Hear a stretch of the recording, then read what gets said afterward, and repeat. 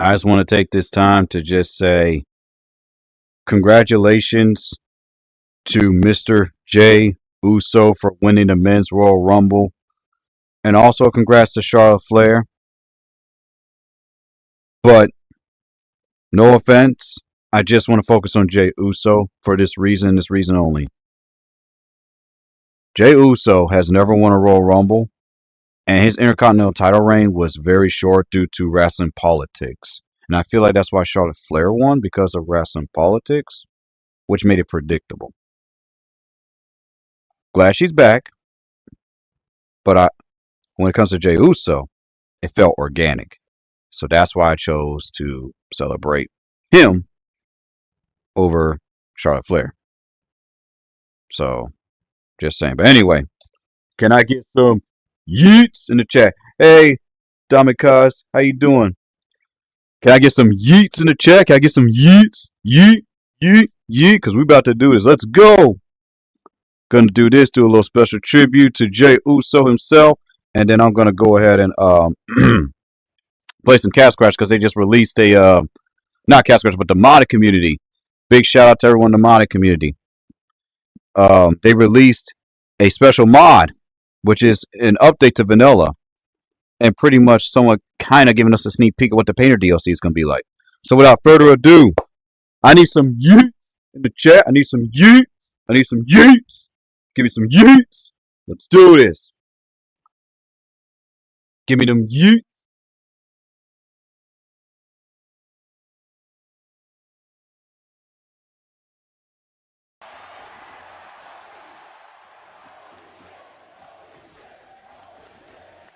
Give me some yeets. Need some yeets. Come on, where are my yeets? Give me my yeets. And if you haven't already, check out my latest vid over on TikTok, Clapper, Yao Shanghu.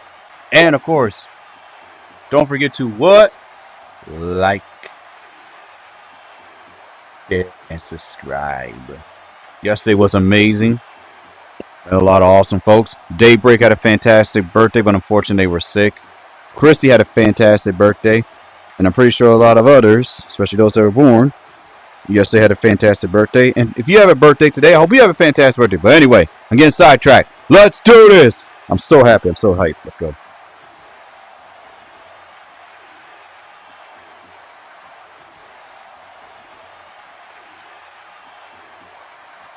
Ladies and gentlemen, please welcome your Royal Rumble winner, who's going to go off and face Cody Rhodes and make history after 10 years of grinding, Jey Uso!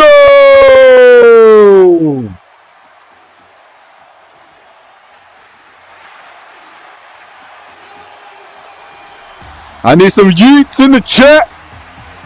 I need some yeets in the chat.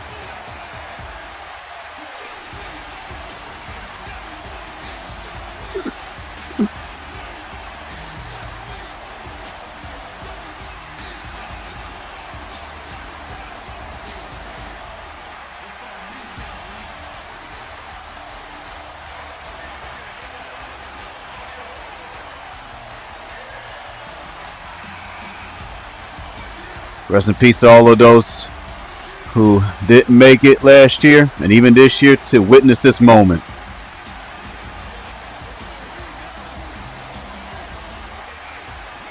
Super Bowl's going to be lit, even though the Bengals, the Browns didn't make it. And Royal Rumble was lit, and WrestleMania is going to be good. I'm going to be watching it.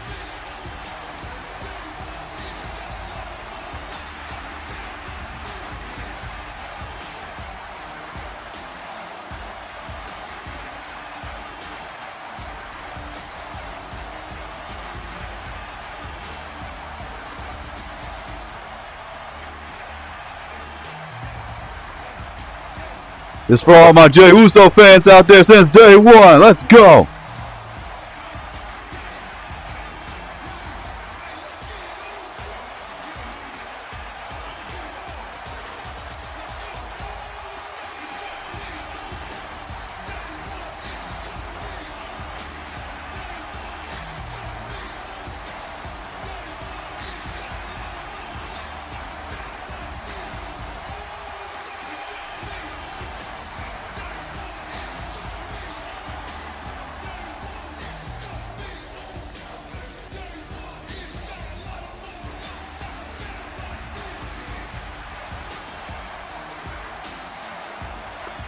Get them hands up in the air. Let's go.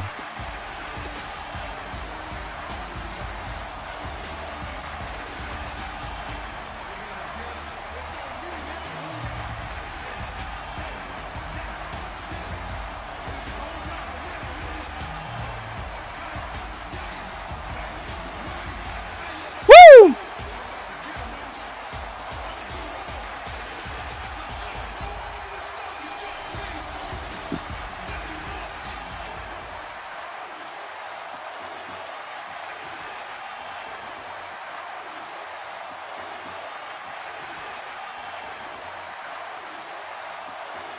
Wait one moment.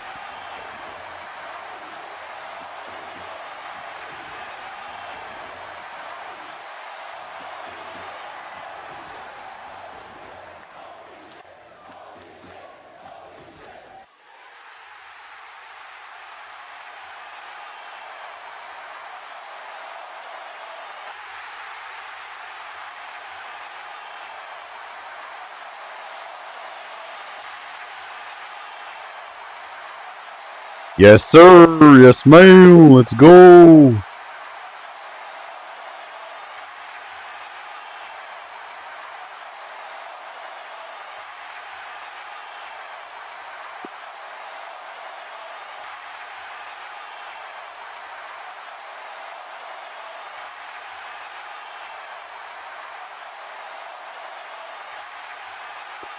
What's up, Ohio? Let's go.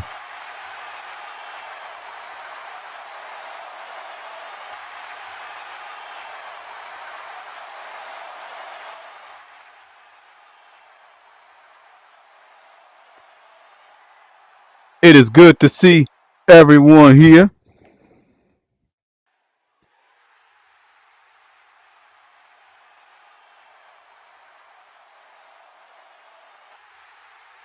Gotta love VR chat, you know. Little bugs here and there.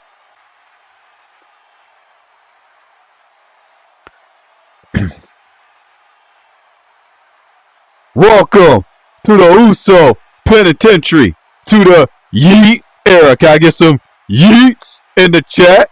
YEET, YEET, YEET, YEET.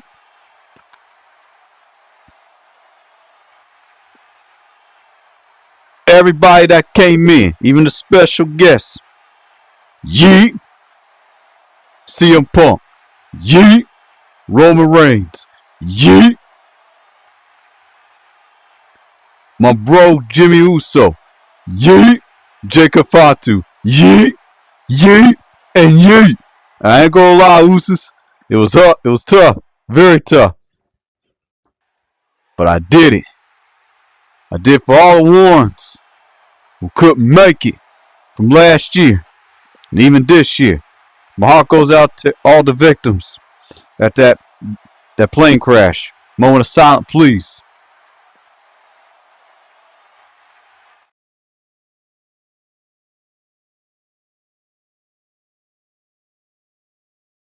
May God rest their souls.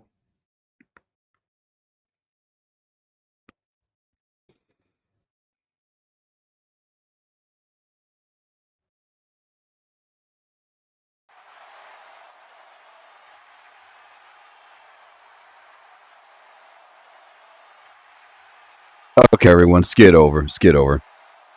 Howdy, everyone. My name is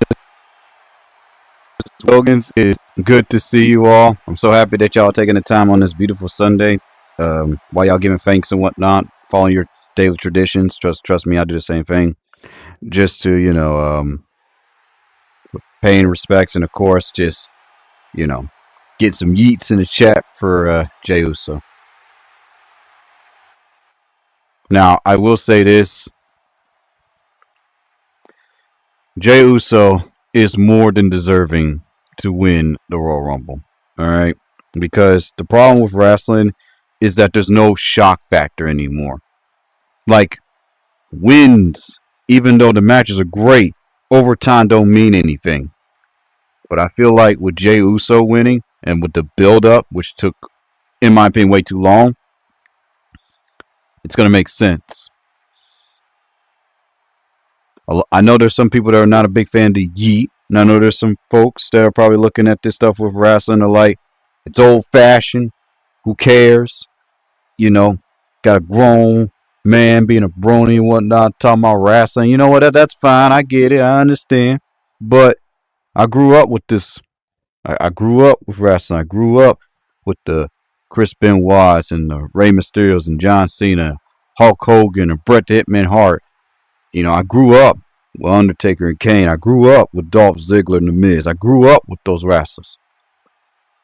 And trust me, there were many, many days and many, many years that I've always wanted to go to an actual live wrestling event. I don't care if it's AEW, WWE, New Japan Pro Wrestling. I've always wanted to go, but circumstances came, whether it be with family, friends, school, college, work, definitely work, and I could never go. My brothers had the chance to go, but I could never go. Never got invited. I was always too busy.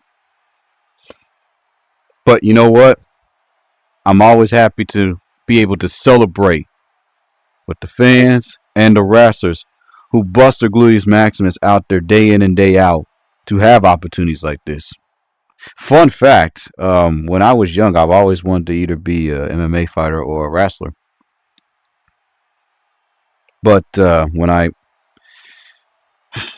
don't know, it's just that timing. It's timing. I'm always busy. But I still keep my body in shape the best that I know how. Doing planks, doing push-ups, doing crunches. I got a treadmill now, finally. Something that I've always been wanting. So if it's really cold like this, I don't have to worry about going out there jogging and stuff, making myself sick inadvertently. I can simply just go on a treadmill and just start. It's a great feeling. I could not sleep. When I learned that Jey Uso won, I almost screamed at my job. I'm not even joking. I almost screamed at my job. I had to contain my excitement. And then when I learned that there was finally a Castle Crashers mod where you can make custom characters, I was like, let me just get home. Man, I was beyond excited. My level of hype was way over 9,000. Rest in peace to the legend, Kira Toriyama, and to the narrator. And I know a lot of y'all get sick of me talking about rest in peace, but man, one thing about me is I'm always going to respect the dead. I understand this generation may not care about that, but I'm always going to take the time to show my respect, all right? Because the legends that came before us are the reason why we can wake up to see opportunities like this. You know, I believe in the philosophy of respect your elders. I don't know if anyone else still believes in that anymore, but I still do. Last night cannot be replicated. It was just perfect. Almost perfect until I learned that my new friend Daybreak got sick. And I was like, man. So it was almost perfect. But anywho, my predictions is that I hope that Jey Uso chooses Cody and he beats Cody. And I love Cody Rhodes. This is conflicted for me. I love Cody Rhodes. But if he beats Cody Rhodes in a good 25-minute plus match, I'm celebrating. I'm getting me some sparkling soda. Some Welch sparkling soda. Yeet. None of that alcohol. We gonna yeet that mess on out of here. The stuff that's ruined, a lot of my friends and whatnot lives. That's definitely a yeet. Alcohol, yeet. Welch, no yeet. So, and I've been a Uso fan for the longest. I've been a Uso fan since day one. Even when they did the Usa, cheering them on day one. While everyone else say, oh, look at this gimmick and stuff. I'm telling you, man, big stars come from the silliest of gimmicks. That's just how it works. Like, before I was able to, start building up my channel with, Why People Why, I purposely made mistakes because I seen way too many people that started their YouTube channels and they would quit. They would say, man, it's too hard, I quit. It's too hard, I quit. And a lot of people don't understand this, but I could have been a popular fur. I had the voice, I had the talent. If I just had a team that would have shown me how Blender and stuff worked, I would have been up there. But have I been up there so soon? I wouldn't be able to do stuff like this because I would have been too busy in a business meeting at a Zoom call at this hour. I would have probably went over to Japan and whatnot. And that sounds nice, but sometimes the big time, being in the limelight, isn't always cracked up to be. And it's kind of ironic because a lot of people that are now saying this, it's kind of ironic because I've been saying this since I was like 5, 6, 7 years old. Like I literally said the only reason why I want to be rich is so I can have enough money to not only help myself, my family, and even some friends, but to, make a huge difference. It's not just to say I'm better than everybody.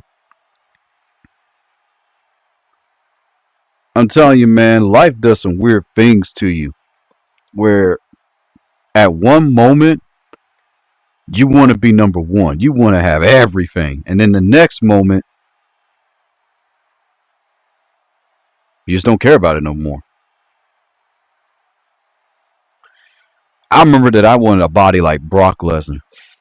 Like that used to be my obsession. I want Brock Lesnar's body. I'm going to go to the gym every day. Then you learned, no, you can do his routine and everything all you want, but no, genetics. Sorry.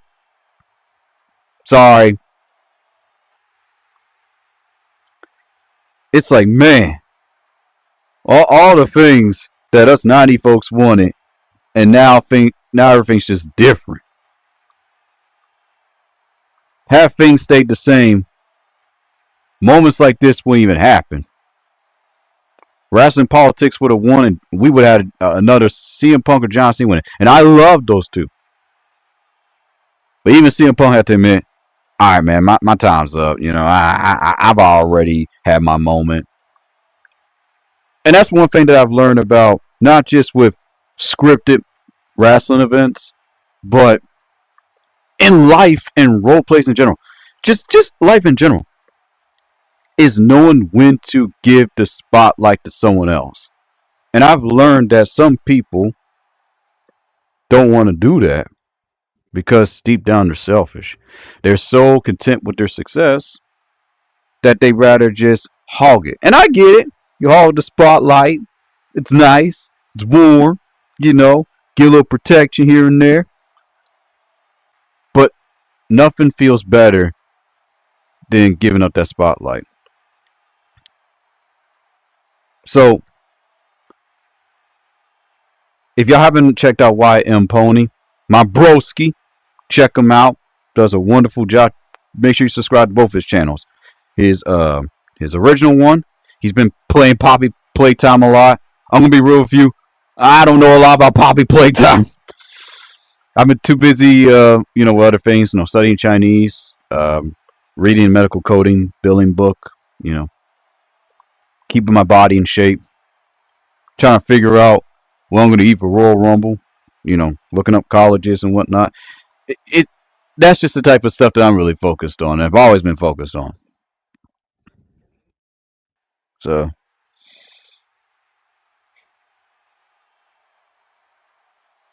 but when I was a part of when I joined Xander's Roleplay Wrestling Crew, and I still am part of it, and I got a taste of like what it would be like if I was an actual wrestler. And I learned something about myself, about how I didn't care about the belts. I had this secret obsession of just wanting to humble and beat everybody, and I didn't realize that was in me. Just, I don't care what the script says. I'm gonna beat them. They're gonna earn these wins. I mean, that's cool and everything, until I realized that doing that can have some dangerous consequences. So let me tell you what I've learned when you have that type of attitude. Number one, you can actually make enemies. Even though you work hard, you're grinding hard, You're showcasing the people that, you know, you're never going to give somebody an opportunity, even if they're deserving of it, because you feel like you worked harder than them. So in a way, you can stifle someone else's growth. I'm not saying give opportunities away like candy, like make people earn it. But it's like at a certain time, if you do it so long, it makes you look like the bad guy or bad gal, whatever. And I didn't realize that because I was always taught work hard. You earned it, you earned it. But man, there's nothing like sharing success. After a certain period of time, there's nothing like sharing. There's nothing like shouting people out. There's nothing like, giving people that time to shine. And that's something that we're going to see less and less here in America because that's just how we were taught. We were taught, gotta be number one, gotta be number two, gotta be number three. Everyone else don't matter. And I'm just thankful that I've learned at such a young age to not be that way. You know, I'm telling you, when I say that my parents got on me when I was young, they got on me when I was young. Like, I'm gonna be real with you.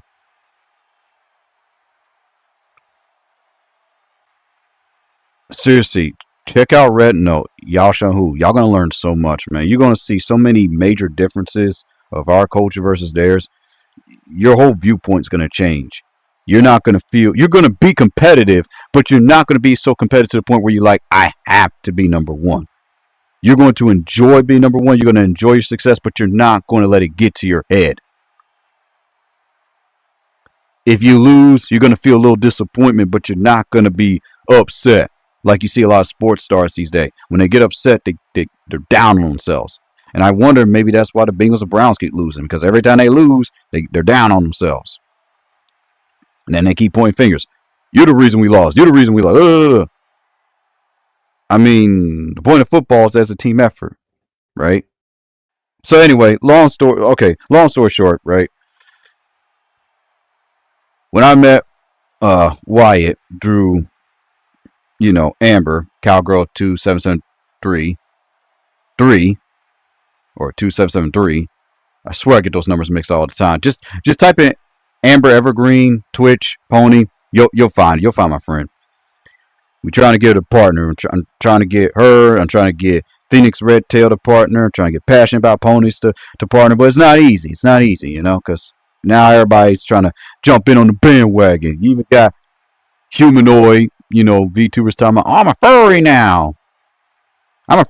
Ooh, woo, and all that stuff.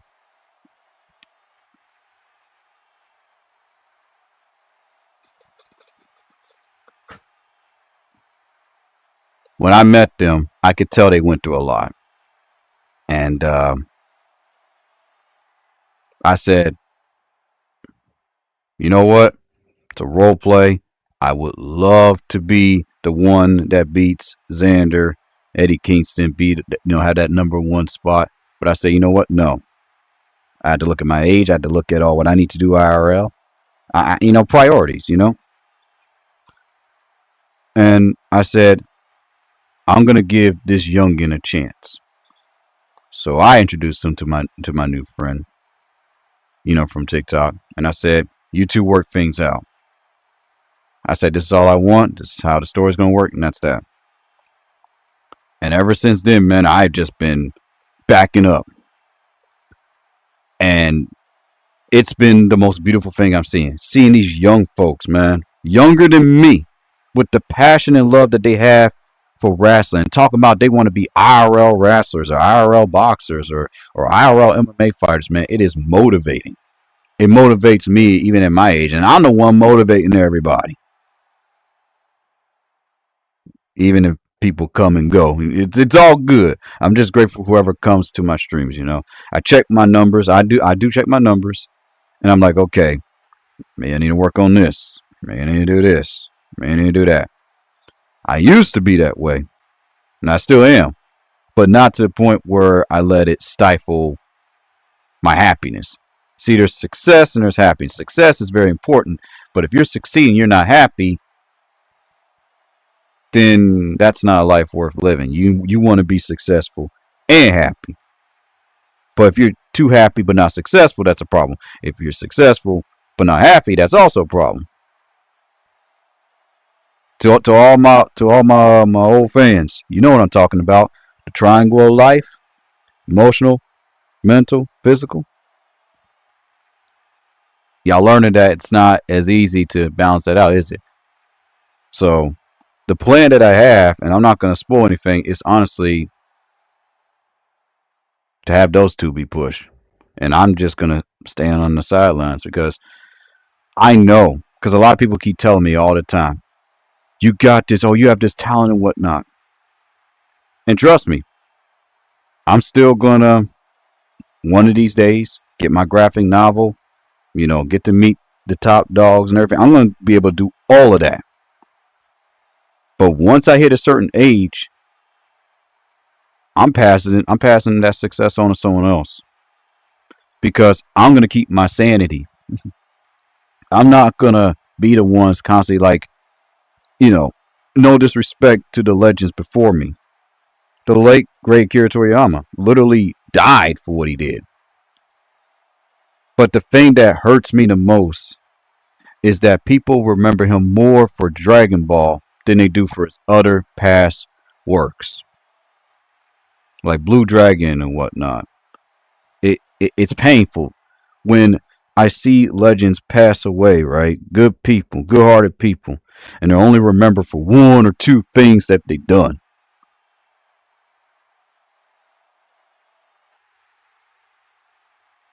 Like, I'm sorry, man, but that hurts. I was checking out YouTube while I was at work, when I was doing my paperwork and everything, and I saw a video. I didn't even click on it. 10 wrestlers who passed away and WWE didn't even acknowledge them. I think the video had like over several 100,000 or like million views. I didn't even bother to click on it. And the first wrestler that I saw that almost brought me to tears was Viscera. Literally, that was the YouTuber's title card. It was Viscera, and it was an asterisk. Died alone.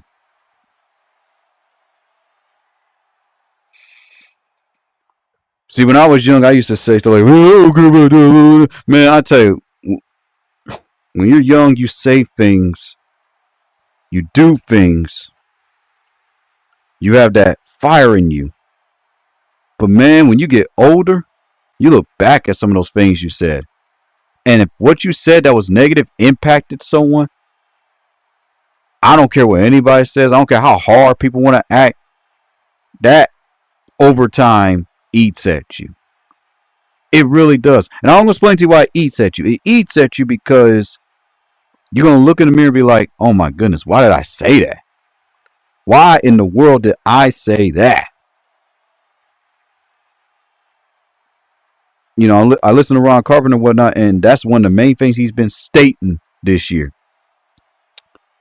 Watch what you say. Your words hold power.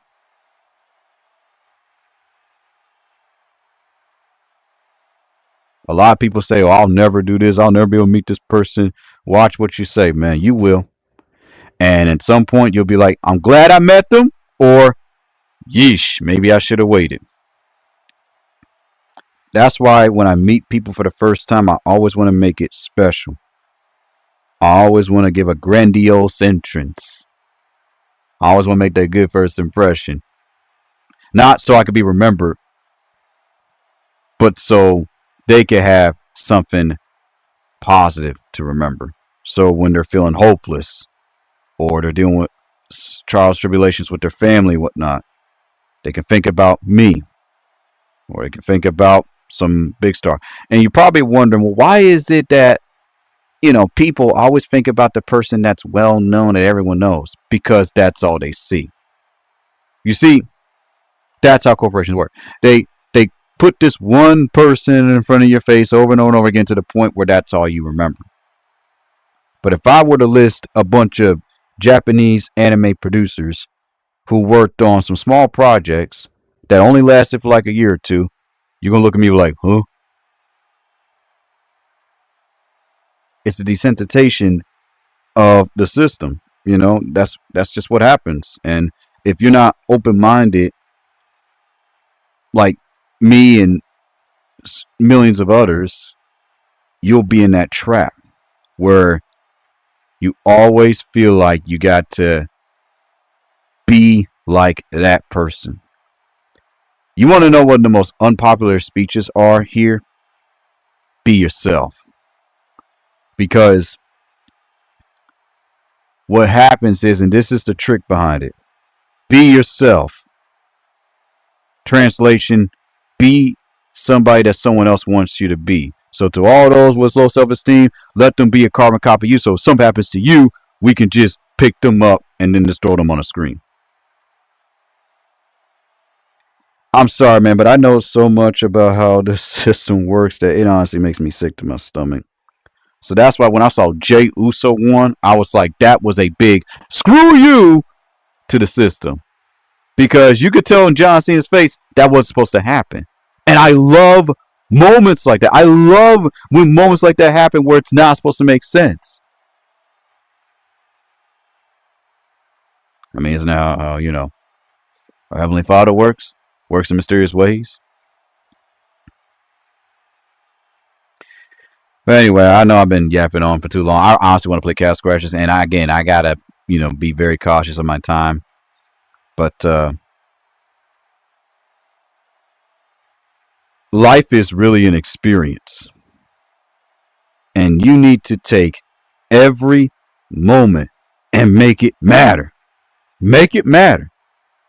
At your job, when you're working out, or if you even have a chance to one day be in a wrestling ring like this, you make that moment count.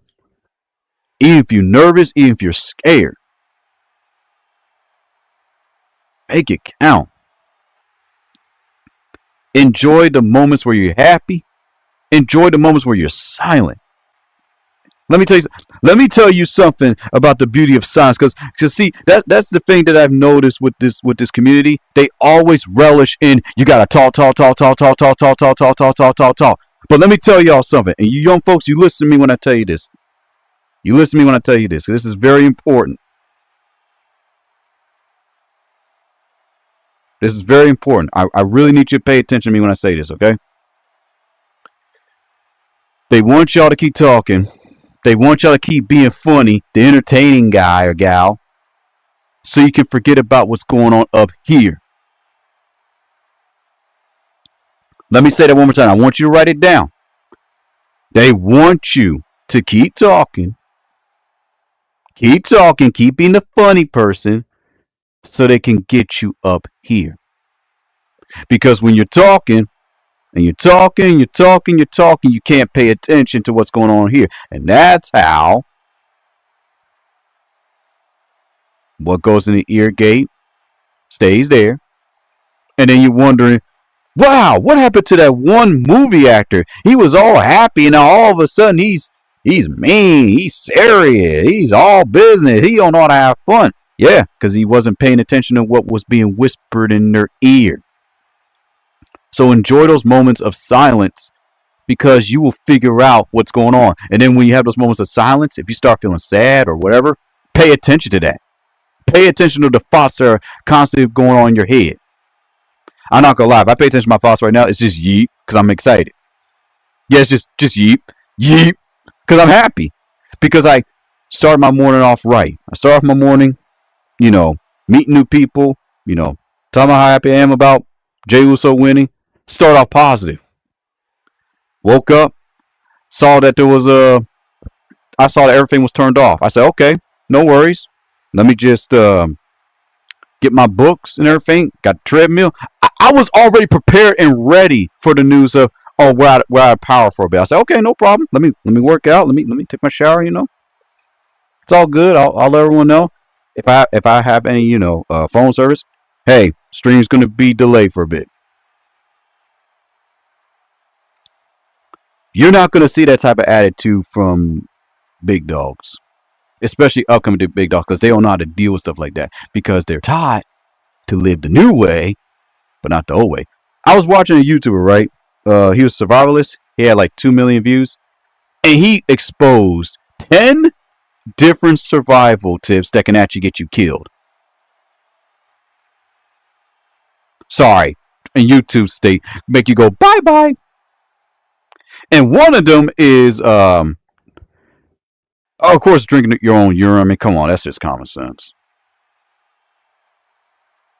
But the one that shocked me the most was, um, if you eat anything that's sweet, like anything in the woods, like you're hungry, and you technically, if it's sweet, it's good, but if it's sour, it's not. We were taught that. That's wrong. Imagine, like, you're in the forest and you're trying to survive and you eat something that's sweet and it ends up poisoning you. Man! Can you imagine that? Oh my goodness. Eating something that's sweet and it poisons you. But that's how, but listen. But that's how life works though. That's how life works. You can meet people and whatnot and they all sweet, but you won't know that they're actually poisoning you. See, I got that. I was like, wow, that is deep.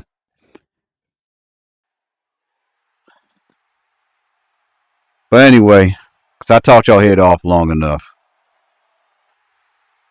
I'm just happy that Jey Uso won. I'm overly excited.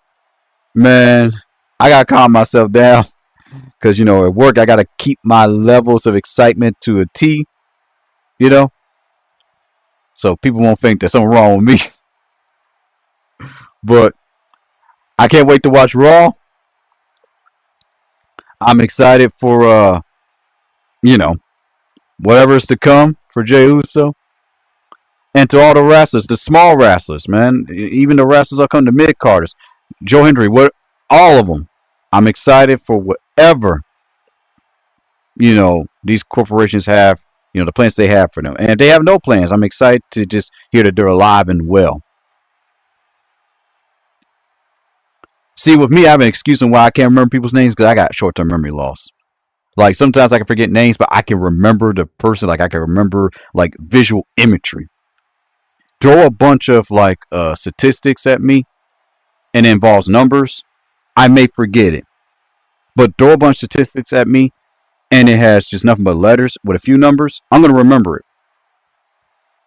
That's just how my brain works. I'm still learning, trying to figure out, like, how to memorize numbers, though. I'm still learning, so trying to figure it out.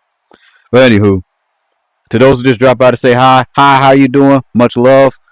Even if you're not a wrestling fan, I do thank you for just stopping by. I'm really excited. I'm really trying to wrap things up so I can go ahead and play Castle Crashers because that's what I really want to do. I want to play Castle Crashers, man.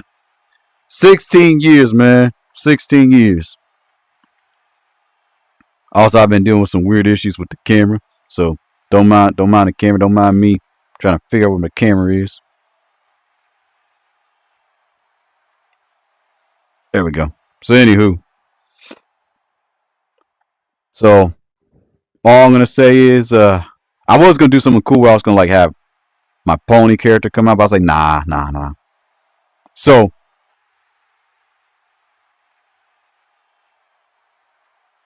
moreover,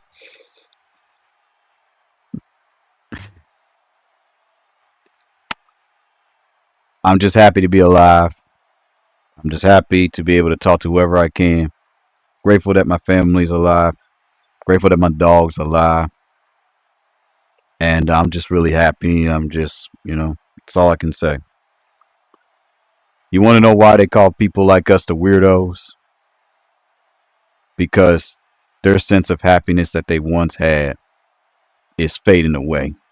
So to us, we're the weirdos. Because their normal sense of happiness is always having to show that they're better than someone. And I'm telling you right now, that's not always the best thing to do.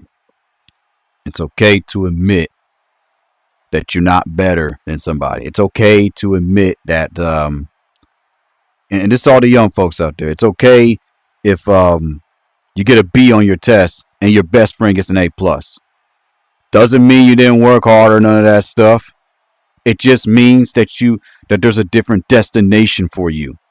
If everybody in the world got A pluses, if everybody just accomplished anything and everything, life will be so boring. There will be no reason to honestly get up. If there was a way where we can make it through life without pain, life would be boring. I'm telling you, I look back and I'm like, I survived this, I survived that. No way. That's a beautiful feeling to say that I survived this, I survived that, I survived almost getting murdered, I survived, getting attacked. I've learned this, I've learned that, and I could pass this on to other generations. And then the thing is, we get it so caught up in our head that we want everyone to hear what we have to say. But let me tell you something. Not everyone is on your level. So you can talk, right? But not everyone's going to hear you because they're not where you at. Until they get to where you at, that's when they're going to listen. It's just how we are. Naturally, that's just how we are. We humans, we are headed. But anyway, man. Someone requesting off of me, and they mad that I probably ignored them. I'm not trying to ignore them. I'm really not. It's just that every time I bring them into my stream, bring folks to my stream, then they get mad at me talking about, you streaming? Man, I haven't seen you in months. I'm like, I got a Discord. Yeet. I used to have a Telegram, but I got rid of that nonsense. Yeet. I got email. Yeet. Yeet. I got all these social medias. I got Xbox. Yeet.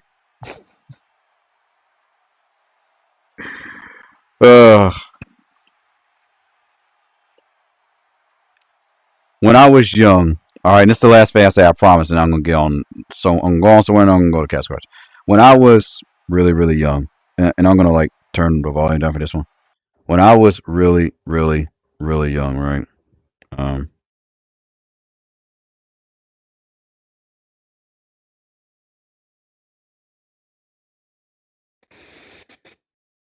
like very, very, very young. Even though I had that attitude of I don't really care what people think about me and all that stuff, and I was always taught to be independent and everything. I too have moments where I was like, man, if only I could be a part of that crowd,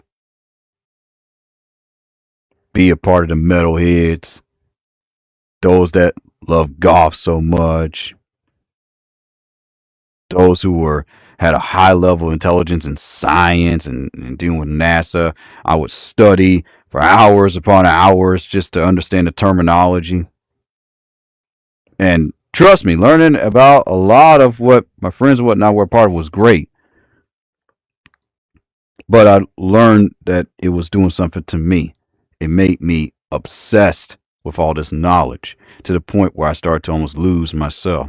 Almost. And what I mean by almost, it was like I kept telling myself I had to know all this stuff in order to be happy, in order to avoid bad things from happening to me. So life is teaching me that it's okay if you don't know everything. Just make an attempt to learn about it. It's okay if you're not a part of the big popular crowd. Make your own crowd. To the ones that want to come to you when they want to come to you, be grateful for that. You don't need 60 plus people trying to come and want to listen to you. Because those 60 plus people are not going to catch what you say or to twist up what you say because they don't get it. But if you can get 5 people to stand by your side and actually want to hear what you have to say, you can help those 5 people get where you need to be while you're helping yourself. And that right there alone is enough for me. We get so caught up, man, wanting to be number one. We get so caught up that we forget about, just helping those that are trying to make it. We get so caught up. And it's funny because a lot of these movies teach us this, but subliminal message behind all those movies is still try to be number one.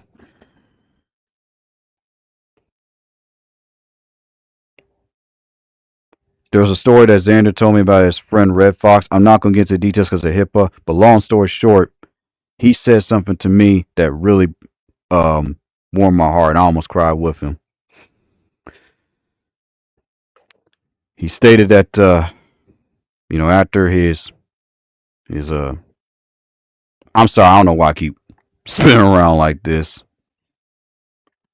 But he stated that after his friend pretty much, moved on and everything. And by moved on, I mean he said that he did everything that he could to make that young man's last several days or whatnot of his life the best. And he did it simply here in VR chat and just by doing something like this. So, what may be cringe to a lot of people can be motivating to somebody else. That one TV show that you make fun of that is the worst of all time, let that person learn from the mistakes and they can surprise us 5 years later and make something even better. I'm telling you, man, we got to be really careful what we say these days.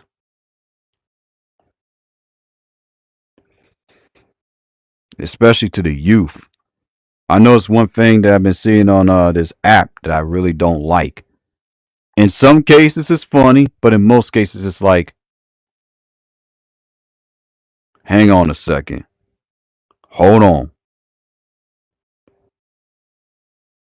When I hear how these young folks get treated, talked to, and even though they deserve it, not gonna lie, I put myself in their shoes, and I was like, wow, that hurts. I put myself as that 5-year-old, as that 6-year-old, as that 8-year-old, even though common sense shouldn't be on here. And I asked myself, how would I like it if I was minding my own business, didn't do anything wrong, just, mom, dad, just let me do what I want. I'm good. I'm a good boy. I didn't do anything. I'm contributing to society. I'm trying to make it. And the first thing I deal with is get harassed just because of my age. I'm going to be real with you, man. That is just another form of bullying. That ain't right.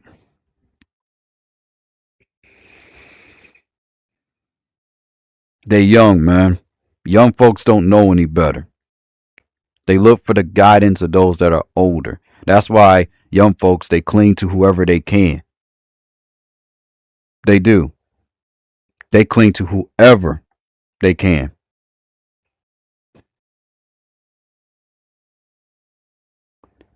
And some of them are so lost that they already contemplating doing if you catch my drift, at age 6? Nah, man, we gotta yeet that type of attitude out of here. That's not right. That's not right at all.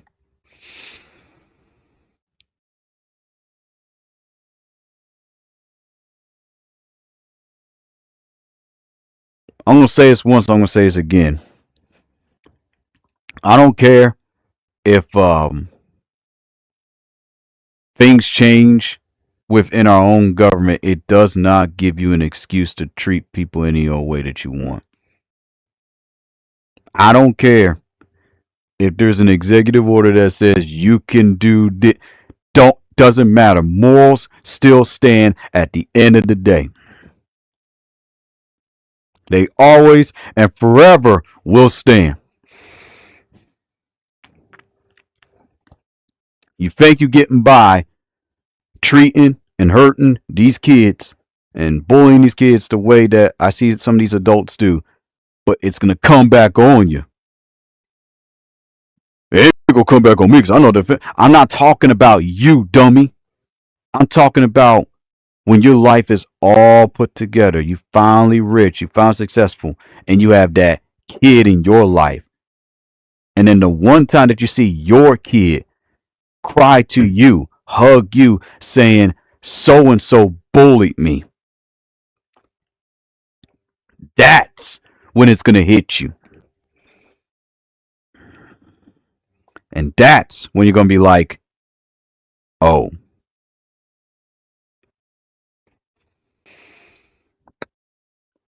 People tell me all the time they don't like kids. They don't like kids. I get it. I understand.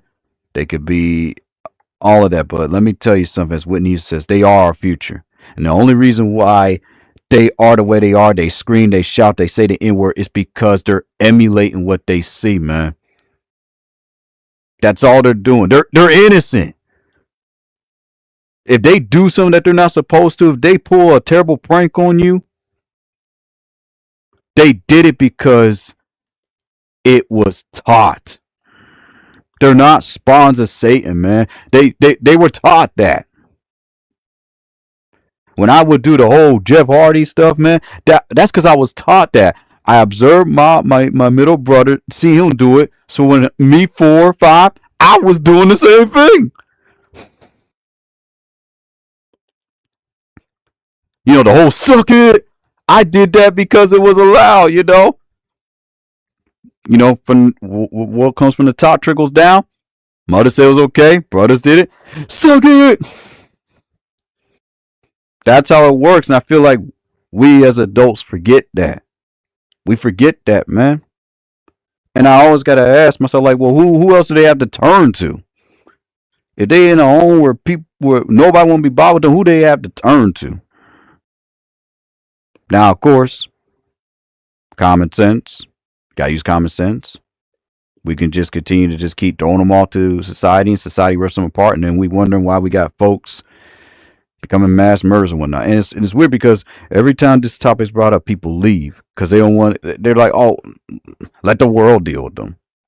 How's that coming along? As I'm speaking to you right now, the foster care agency is just getting bigger and bigger and bigger, and they're profiting off of these children who are constantly getting neglected. We can watch all these shows that we want. We could type in the comments how much we've learned a lesson, how this show words are words if there's no action put into it. When I see these young folks, man, even on here or you just even IRL, and I see how they act, I never show my anger towards them. I show my anger and disappointment at the parent. Because at the end of the day, they're the ones who can put a stop to it. They're the ones who can be the example. I used to tell my mother that when I was part of her daycare. My anger was never towards the kid. My anger was towards whoever raised them, whoever allowed that type of behavior to continue.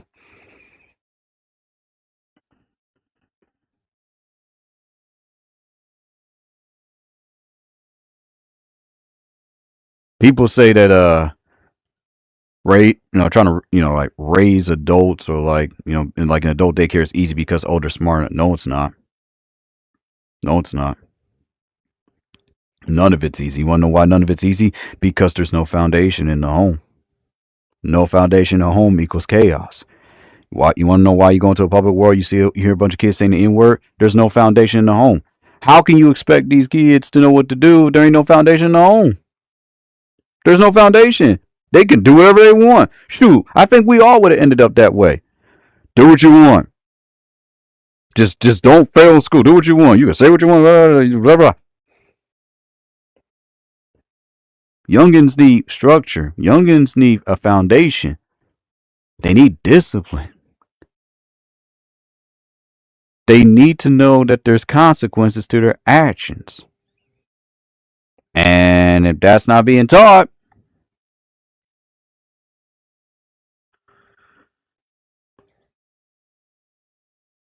I'm just telling you right now, man, y'all can make fun of this new generation, these kids all you want.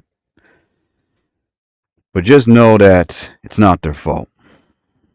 It's not fair to look at a 5-year-old and say that they know better when their brain is still developing. That's not fair. Anytime, what I want to see from now on is when you see any child acting the way they do, don't get mad at them. Show your frustrations. Definitely show them that they're wrong. Don't don't elevate their behavior.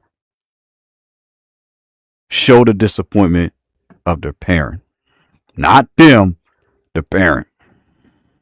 That's going to hit a lot harder than showing disappointment in them because they already got low self-esteem. Show disappointment in their parent. Show them by being a light on what should be done. There are many ways that you can lead a generation. You don't always got to like try to take the mantle. You can literally just be a light. Trust me, I'm not perfect. Never was, never ever want to be. But if I'm given an opportunity to help somebody, I'll do it. I used to be I got to be perfect. I got to make sure I got a clean slate. I got to make sure that, I remember when I was young and I would just randomly with permission from my mother, of course, just talk to adults, ask them questions, challenge them. And the adults would look at me, be like, how do you know about that? Who taught you that? Who taught you to speak in such a, mannerly way? And those adults, with my family's permission, would take me in and teach me so much.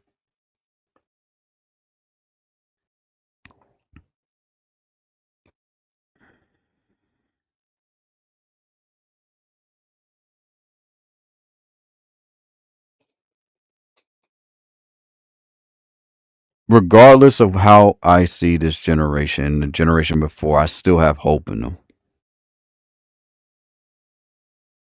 As insane as that sounds, and no matter how much the news media wants to put them down, I still have hope in them.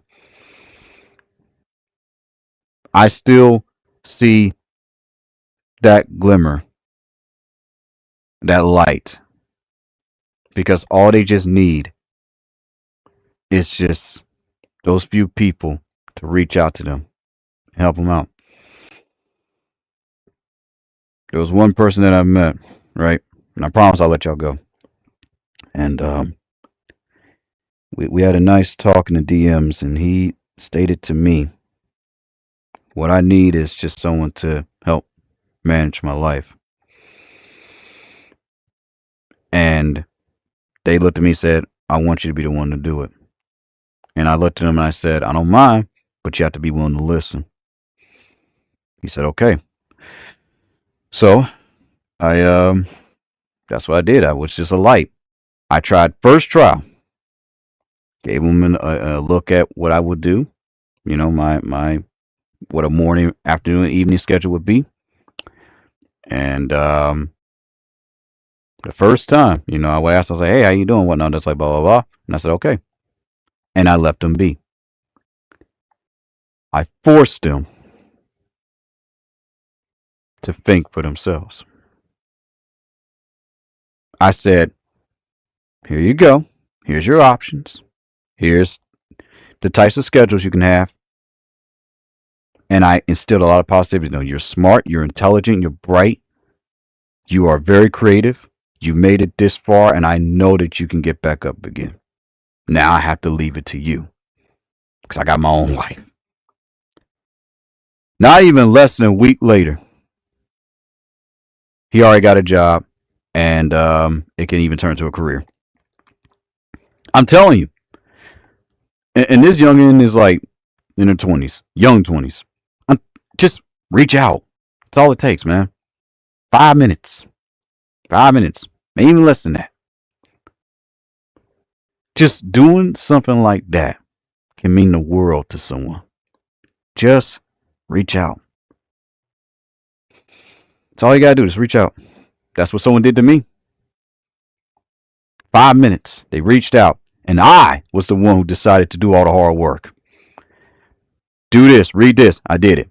Do more of this to work on your core. I did it. Didn't even question it. I just did it. You need me to run 10 more laps? I'm running 10 more laps. That's dangerous. I'm going to do it. I did it anyway. I just listened.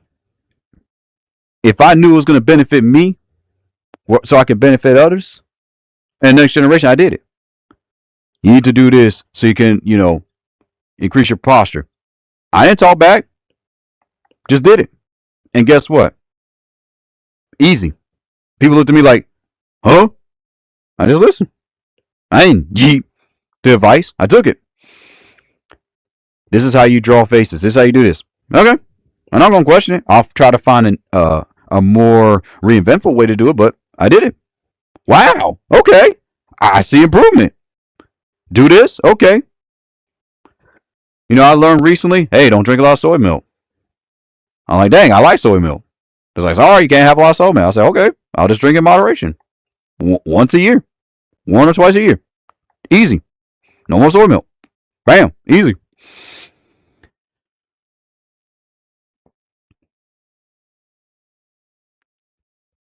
I'm going to say this as many times as I can, almost probably once a year if I remember. Life is not about trying to show to the world that you got it. Life is not all about showing to the world that you're the best and you're number one and everyone should follow me, the leader. Life is simply about making the best choices for you and promoting your happiness and your success. And however far you want to take your success in your life is up to you. If you're not happy with the amount of money that you're making, start connecting with people. Learn more about business. You'll make more money. If you're dealing with relationship problems, connect with the right people. Life is a team effort. And you're talking to someone who has been betrayed by teams when I was young, to the point where I did not like working with teams. So I did everything myself. I learned it myself. Spent hours reading books, studying, listening to motivational speeches. Did it myself. Look what I did by myself. But I always look back and I say, I wonder what it would have been like if I did it with a team. People always tell me, you had the capability of being a leader. And I'm like, do I really? Do I have the capability of being a leader? Aren't leaders rich? Aren't leaders this? Bet y'all weren't expecting this. No, I wasn't even expecting this. I was literally just going to do like a Jey Uso promo or something like that and just say, hey, we're going to Castle Crush. But this was put in my heart to talk about. So whoever listens. Whoever don't, well, enjoy your Sunday. But in conclusion, I want y'all to understand this. Life's not supposed to make sense. Never will make sense. But if you're willing to continue to have open mind, stop trying to, belittle everyone else that's different from you. Call out what's wrong, but still live your life and be a light and example to those who despise you the most.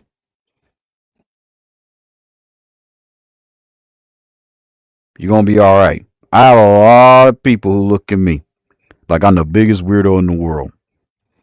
Sometimes when I get on here after a long day of work, whatever, and I see high school like antics. We the popular people. We the golfs. We this. And then you got me not dealing with none of that nonsense. I'm the type of person that even though I'm a brony, I will go into a brony stream as Jey Uso. I will do stuff like that. I'm not bound by an avatar, man. I'm soulful. I'm soulful. I understand the business aspect, whatnot. Like, yeah, you gotta have like an avatar. You gotta represent. But all in all, man, I'm still me, regardless. That's why I made that video. About doesn't matter how many times you change and change and change. What's in your heart, it's always gonna come out. Always gonna come out. Also, big thank you to YouTube for age restricting that video. Thank you so much. I really appreciate that. Yeah, that's the first time I actually thank YouTube for actually doing something that I really needed them to do.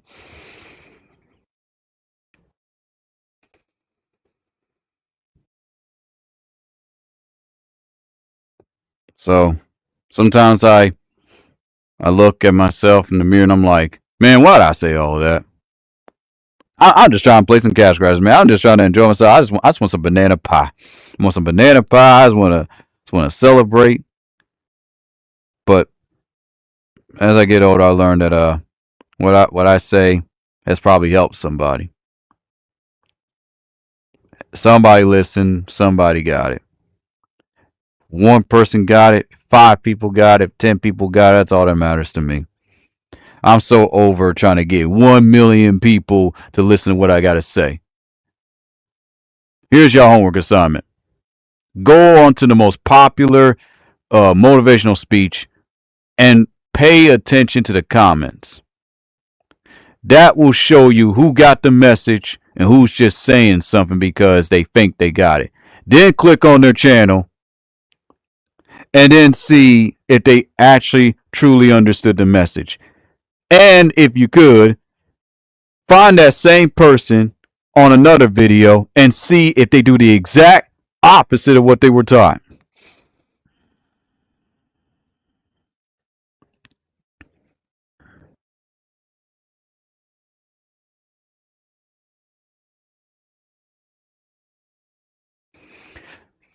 You know what folks call me now? Even though I'm not even that old, they call me old head. I was having this funny conversation with some upcoming popular first, and I had to chuckle a bit. I told them that I may be this age, but I sound like an old man. Like when it comes to wisdom, and they all shook their head in agreement. That's like I can see that, and I started laughing. I started laughing.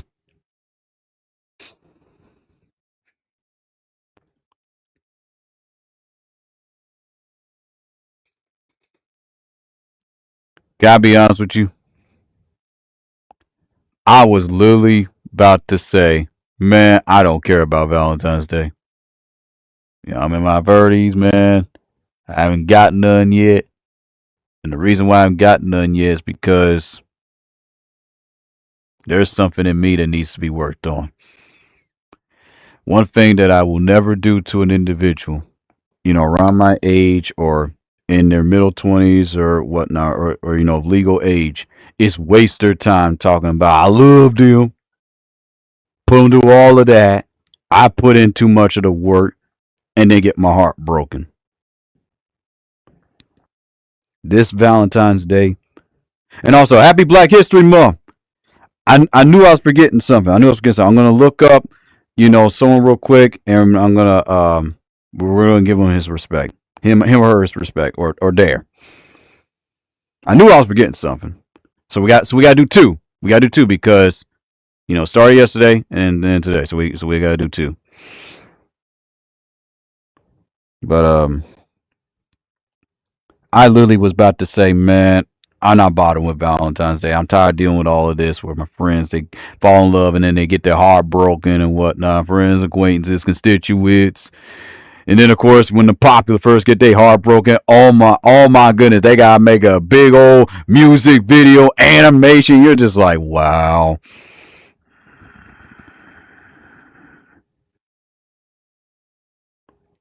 Don't ever break up with a musician, man, because I tell you, they will make a song that will end your career. And then if you try to make it big, they're like, I remember you from that one song.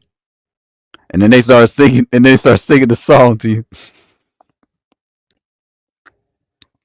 But then two things happen. I learned that 2 friends of mine have birthdays on Valentine's Day. And you know what I told them? I said, now I have a reason to celebrate it.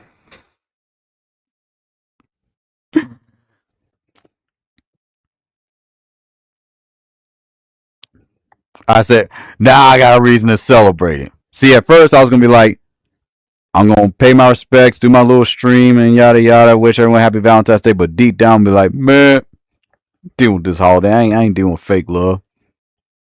Now I got a reason to celebrate it. Life works in mysterious ways, man. Here I am having this attitude. oh no, I've been showing my love and all this stuff for all these couples, but now I'm just gonna ignore it. I'm not gonna deal with it.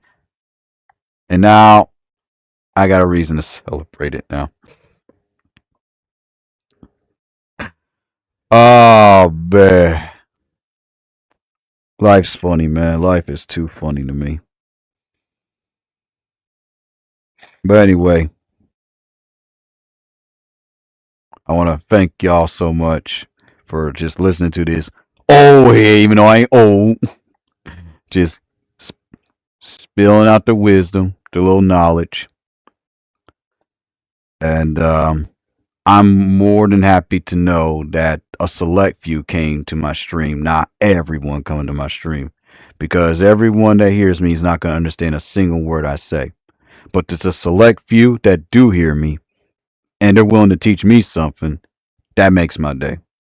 It's better to have a select few people come and have a dialogue with you versus having 100,000 people spamming memes and missing the whole point.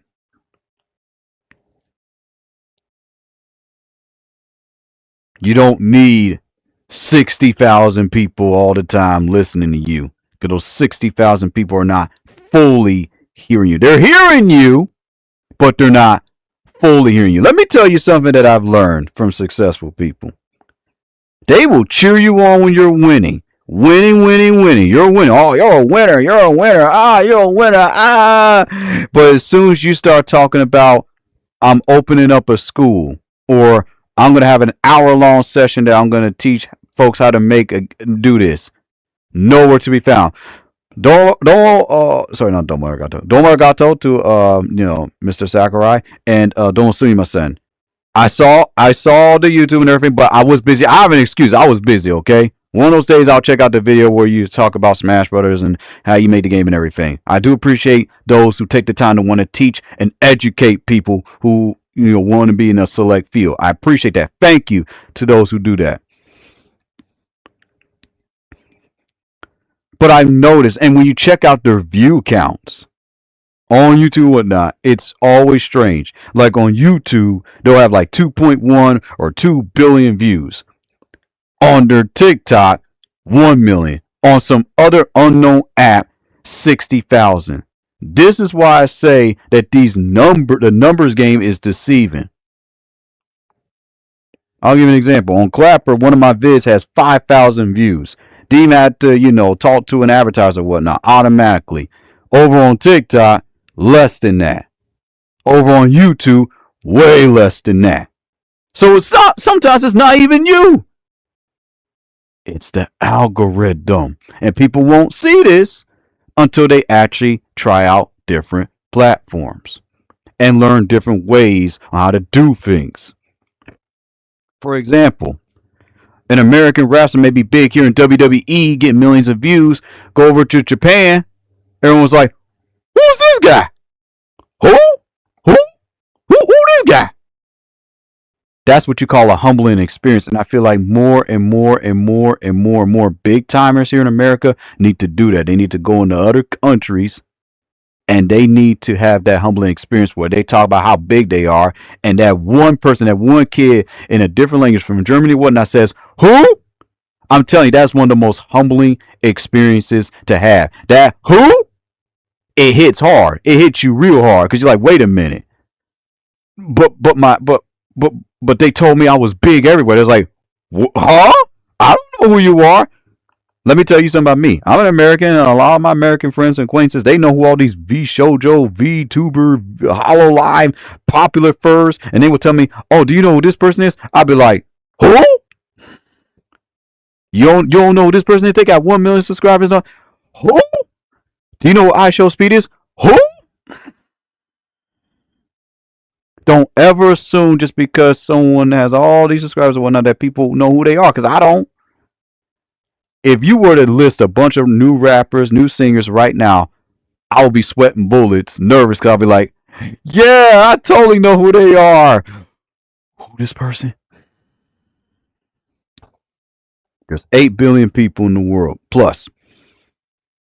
But yet, a select few are successful, but not everyone of the world knows them. My favorite quote that I've made up for myself for many others when they are so disappointed in the world is this. And I say this to a good friend of mine. There are and pardon my French, there's billions of good people and there's also billions of wahos. Know what that means? That means there's always hope. Just because that one person or this group of thousands of people humiliate you, ban you, and all that stuff, there's a billion people somewhere else that are willing to give you a chance. Don't ever fall for the numbers game. Don't ever fall for, oh, look at how many people they have following them. They're followers. Once they bore with you, they move on. I dealt with that before. And I never fell for it. Had 100+ viewers. And I was just doing my thing. But when I was getting tired and I need to rest, I fell asleep and then I lost all those viewers. I ain't care. I got up, pulled my britches up, appreciate the 20 or 5 that was still there, and I still moved on my stream. I talk as if I have 1,000 people listening to me because I have a mindset that's always set for success. I don't let the numbers game fool me because I tell people this. Somebody knows somebody who knows someone. That's why I tell a lot of my young friends in their 20s, stop, because you don't know who knows who. Oh, this person, look, they got 5 subscribers. Turns out they know one of the biggest YouTubers in the world. I'm telling you, don't fall for it, though. That numbers game will deceive you. You'll think that this person is nothing, and then they'll surprise you when you least expect it. Humble yourself. Practice that. Practice being humble. Be humble. Sit down. The song that's played almost every year. Be humble. Sit down. I had to humble a youngin last year talking about he gonna beat me. He gonna beat me. Had to humble him. I lost, but I humbled him. He told me, he's like, man. He's like, okay, old head. I didn't know you could move like that. I know you can. See, I avoid humiliation like that because I was taught at a young age to just be quiet and be humble. And then I see all my friends from elementary school, whatnot, do some of the silly stuff. And I'm not going to lie, I laughed. I'm not going to lie, I laughed. I had to run somewhere and laugh because I didn't want them to see me laugh, but I laughed. And the reason I laughed because I'm that person that's like, I told you. You didn't listen to me, and I told you. But as you get older, you're going to get tired of saying that. You're just going to look at them and be like, man, you know better. Come on, man. Come on, you know better. You know better. You know better than to go up against someone that's a black belt and you a green belt. Come on, man. You know better. Do better, know better.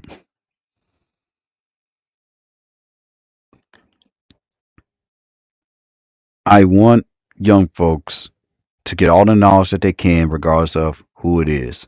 Whether they rich, whether they not. But do not let your popularity and the number of fans that you have get you. I have 4,000 followers on my TikTok. That's nothing to TikTok standards. It means a lot to me because I never had that before. So as much as I have my issues and gripes with TikTok, especially with how, as we say, oh, you black folks. Yeah, we say words like low down because that's what it means. Low down means to be diabolical, to be mean, to be cruel. Just like country folks say varmint, that that varmint, we say low down. We have our own different way. And I'm going to talk about that. Because for over, for the many years plus I'm still living, you talk like you black. Don't worry. I'm going to educate you in that. Don't worry. Because trust me, I'm still learning. I'm like, wait, what? So you're saying if I say this means I'm black? What? Huh? So don't worry. I'm going to do my research and I'm definitely going to have a lot of fun. I'm going to figure out a day when I'm going to do a stream like that. And I'm going to have a nice talk with you all that think that way, that, oh, I can tell that you black. Like, Naimaka? Next time someone says I should just speak in a different language, just to. Oh man. Oh my goodness. It's almost 1 o'clock. I want to play Castle Crashers, man. I really want to play Castle Crashers, but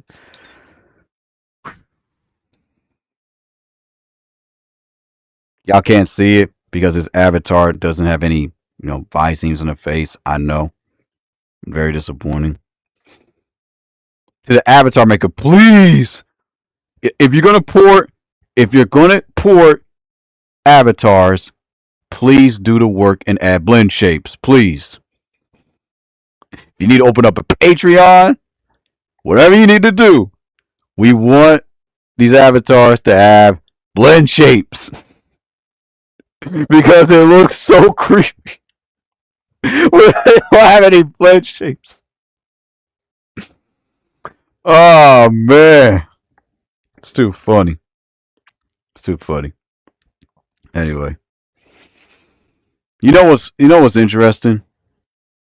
I'm a huge fan of almost every single wrestler in the world, and yet this is the first time I've ever done this for one wrestler. Because I've been keeping my eye on this particular wrestler when I was young. And I always kept asking myself, when is this dude or his brother going to have their time to shine? I see it in them. I said the same thing about the Street Profits and many others. I'm like, when are they going to have their time? So you can imagine my shock, sarcasm, and disappointment when I saw that Charlotte Flair won. I'm proud of her. But I look at all those other women who been in the business for 10 years, maybe even 20, and never got that chance to main event WrestleMania because stockholders. I mean, come on, man. Enough's enough with being selfish. Enough's enough with that. Maybe to me, I can say it because I've seen it so many times, but to a young person, if I say so, they look at me like, I don't know what you're talking about. And you know what? Valid. Valid. Very valid. Understandable. See, y'all say valid, we say understandable. Or I get it now.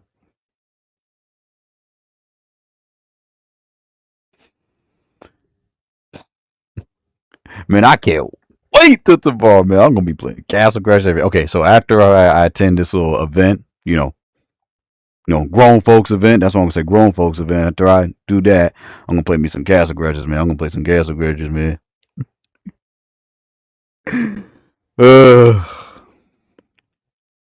Anyway, if I said this once, I'll say it again. I'm very grateful for whoever I met in my life, whether they did me well or they didn't do me well. I got the lesson. I'm a lot stronger because of it. And regardless, I wish them all good deeds, goodwill, man. I really do. Really care about y'all. Really love y'all. Like brother, sister, and nothing makes me more happier than to see folks do well in life. It's a mysterious happiness that even I can't explain sometimes.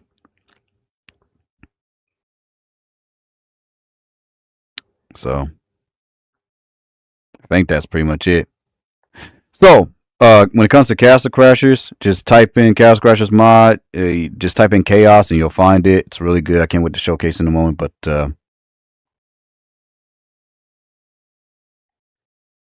I'll see y'all Monday, Tuesday. I don't know, but I'll see y'all soon. But yeah, to everyone stop by, thank you, appreciate it. I'm about to do part 2 of my stream, and well, I guess we out. I guess we out. I guess we out. I guess we out. Dang, I didn't realize I was streaming for that long. Guess we out. All right, Uso out.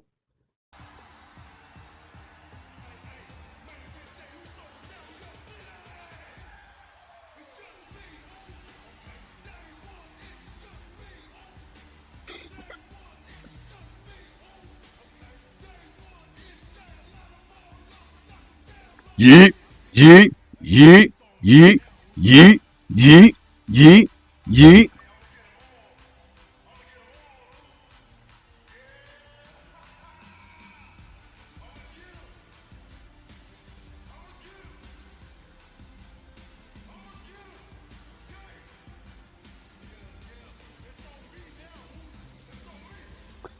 Woo!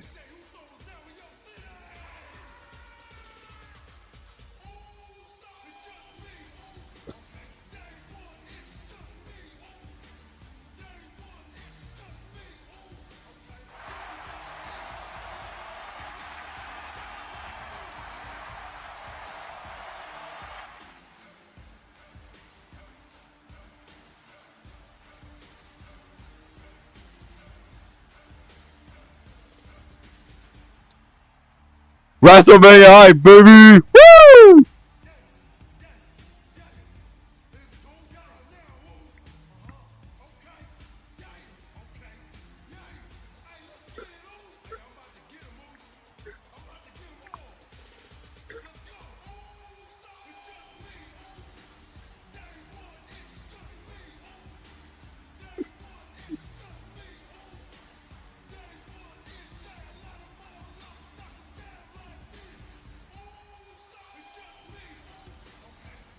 Yeet, yeet, yeet, yeet, yeet.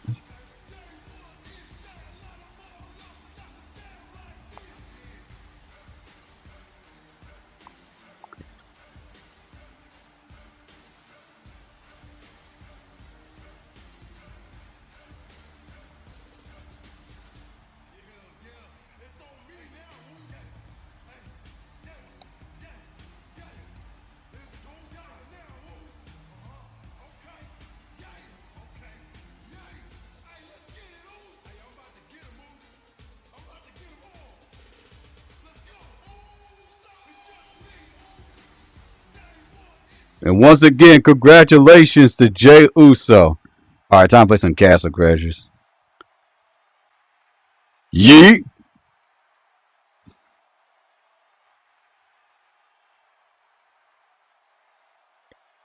And I just gotta shoot. All right, I'm out.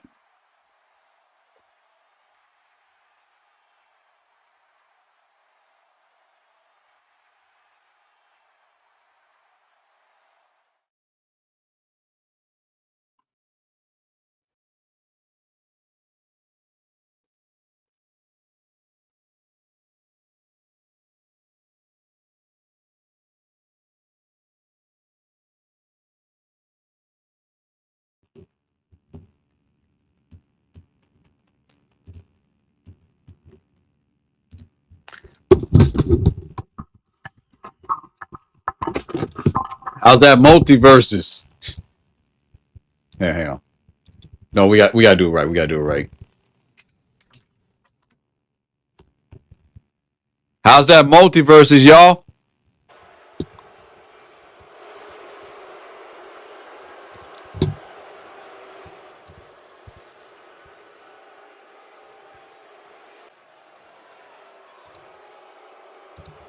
Dang, I didn't know y'all felt that way about multiverses. I was actually gonna play it. I was actually gonna play it, but never mind. Never mind. Woo! Tough crowd. Tough crowd.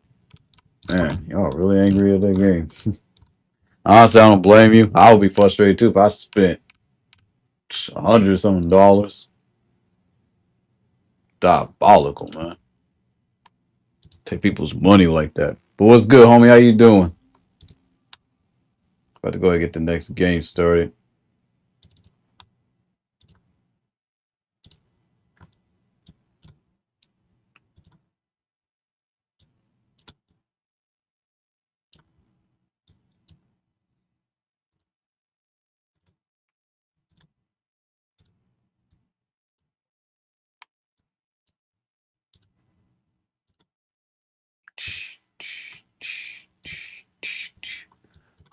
Once again, a big thank you to the modded community for never giving up on this game.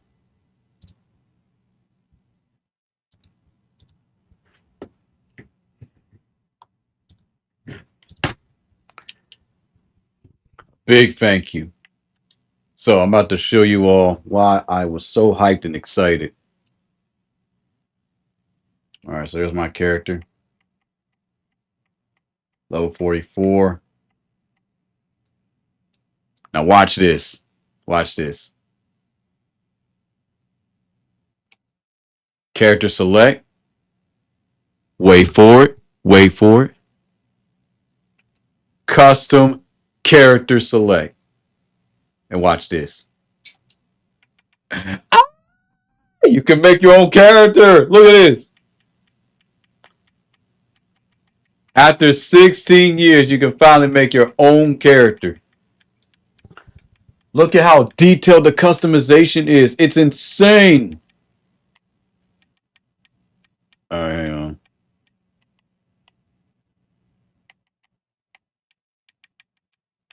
I wish they had a little bit more. I wish they had more heads, but you know it's all good.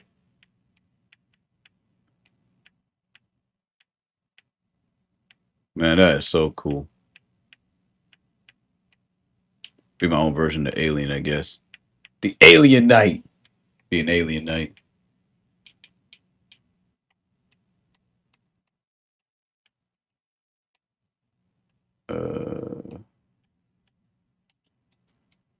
Hey, look at that.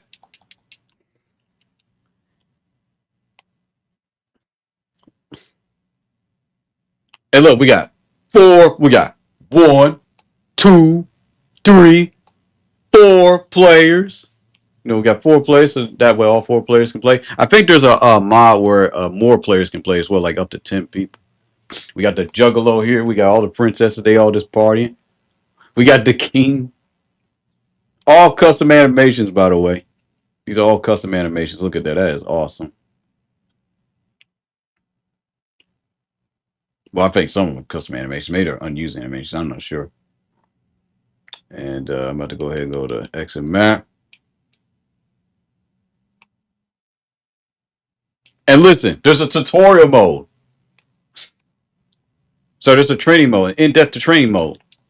So you can learn how to do juggles and whatnot. That is cool.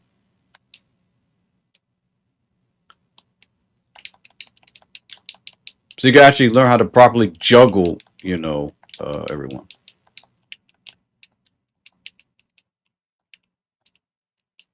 That is awesome. Also, my bad. Hang on. Do I have any iOS setting?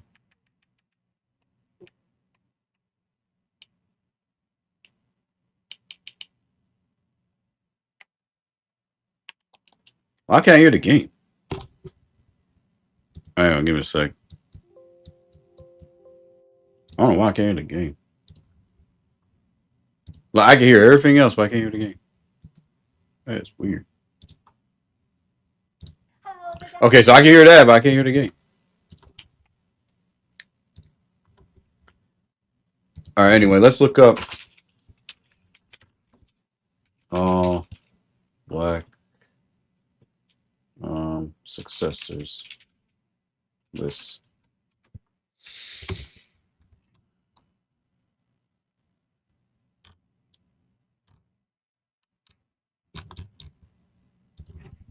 Sorry, list of all successful black people. You can't say black Americans because Google gonna look at you and be like, huh? Oh, you mean black people? Okay. So what I want to do is I want to look up those who are not well known. So let's see. All right, here we go. I don't know who this is. So Arthur Ashe tennis. So Arthur Ashe, he's a tennis player from 1943. No way, he passed away when I was born? Wow. So according to, and this is from ABC7.com, it says Ashe's resume includes 3 Grand Slam titles and the title of the first black player selected to the United States Davis Cup team and the only black man ever to win the singles title at Wimbledon, the United States Open, and the Australian Open. In July 1979, Ashe suffered a heart attack while holding a tennis clinic in New York. His high profile drew attention to his condition, specifically to the heredity aspect of heart disease. In 1992, Ash was diagnosed with HIV. He and his doctors believe he contracted the virus from blood transfusions he received during his second heart surgery. After Ash went public with his illness, he founded the Arthur Ashe Foundation for the Defeat of AIDS, working to raise awareness about disease and advocate teaching safe sex education. And on June 20th, 1993, Ash was posthumously awarded the Presidential Medal of Freedom by President Bill Clinton. Wow.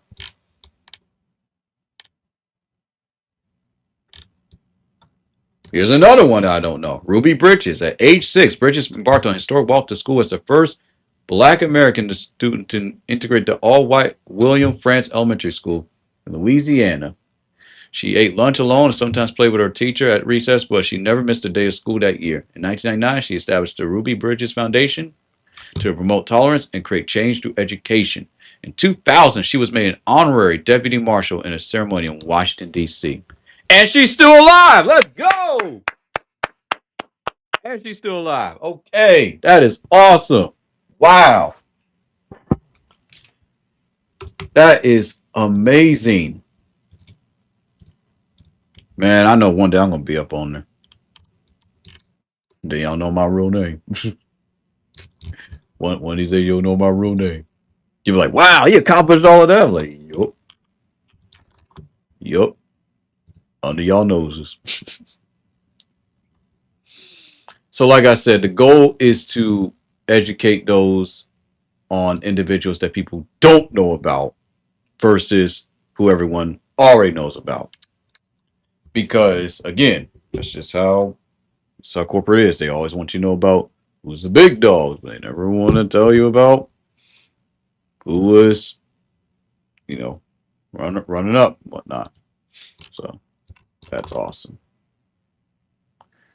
I don't know what's going on and why I can't hear nothing. Deep Sea AI, who cares? I'm not gonna trust it. Wait, dark chocolate recall. Chocolate, other products recalled by company given highest risk level by FDA.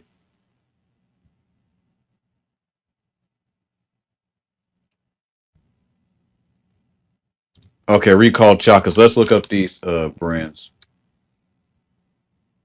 Of course, Ohio gets affected.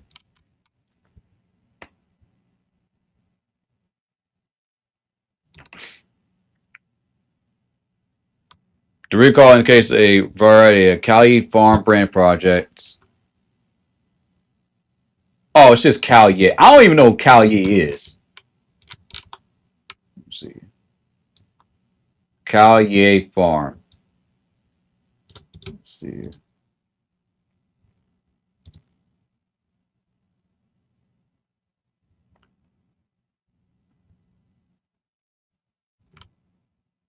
Never heard of it. Never heard of it. So I don't know who they are. And based on how it's packaged, I'm not surprised. So if you own any Calye chocolate branded products, toss it out and contact your local attorney because they're about to get sued. They're about to get sued. It's a darn shame, man. Darn shame.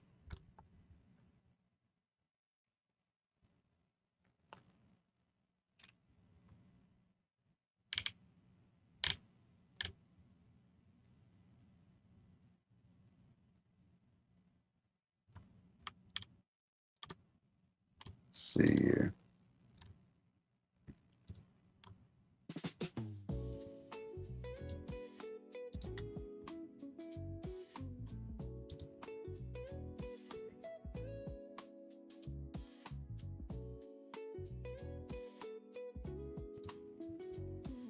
Yeah, I don't know what's going on with the game. I can't hear anything. But, oh well. Not worried about it.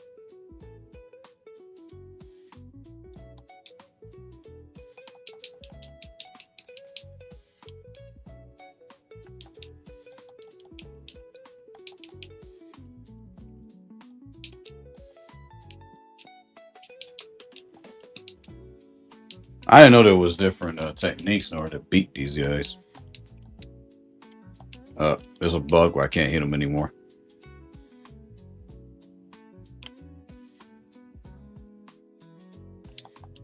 That's really nice, though.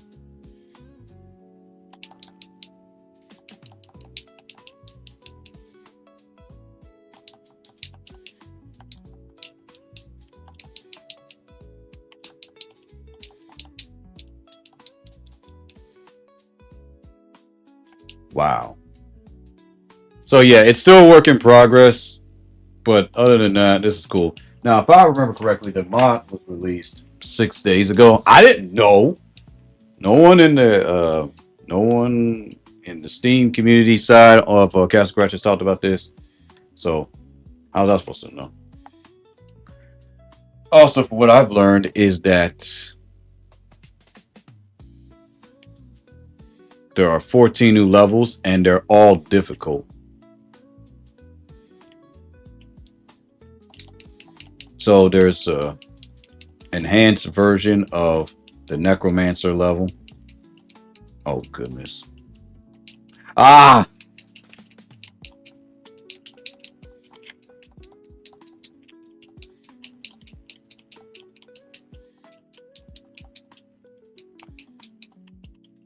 Oh my goodness. Oh goodness gracious. Ah! So the only downside to this mod is that it doesn't save your characters. So maybe someone should like make it where your character your custom characters can be saved and that you can choose which special move you want. But other than that, this is nice. Got 14 new levels too. Oh, ah! There we go.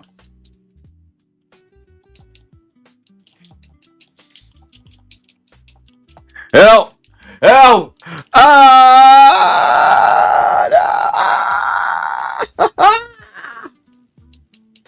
Oh, no. You're not about to make me use up all my potions. No way. So the bonus levels are difficult. Invasion? What's invasion? Oh, that's right. Now that's kind of strange because there was a bug where I was a particular version of this character, and literally they all just changed into me. I should have took a picture of that. So yeah, it's a little buggy, but I'm definitely grateful for it, and it works. I just wish that there was a way where you can have like multiple mods at once.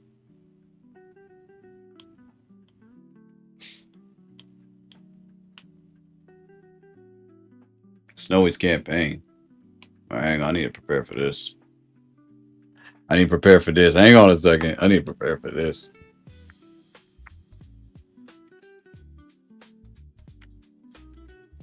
Hmm. Hmm.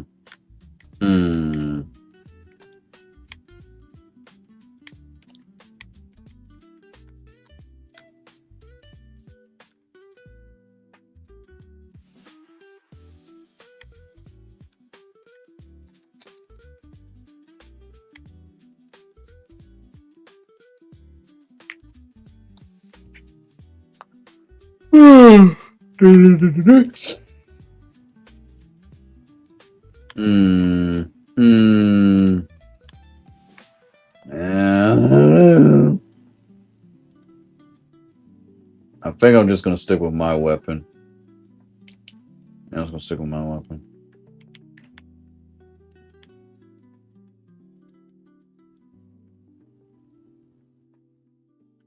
Yeah, I need to unlock all the animal critters.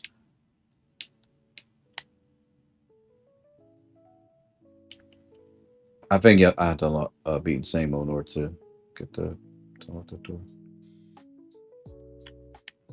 Okay.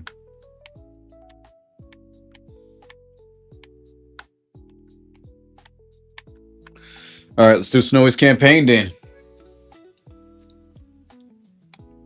What?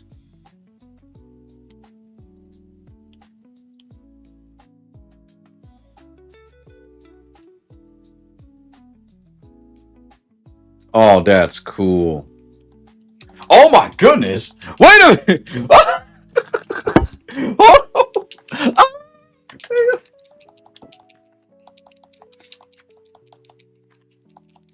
Now wait just a darn moment.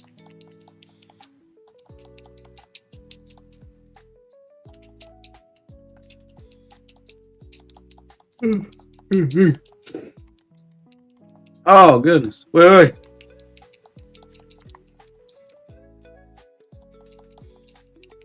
Oh, there we go. Well, I need some tea. Need some tea, probably need some soup.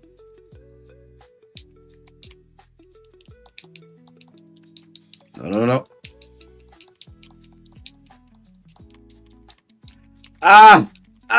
Get off!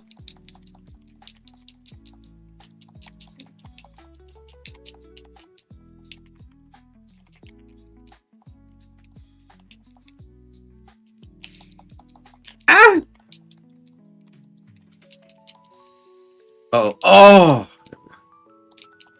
I ain't level up my characters anyway. Well, one of them.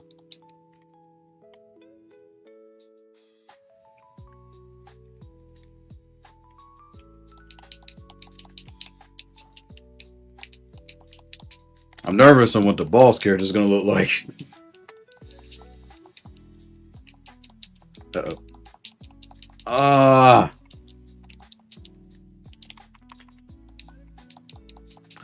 No.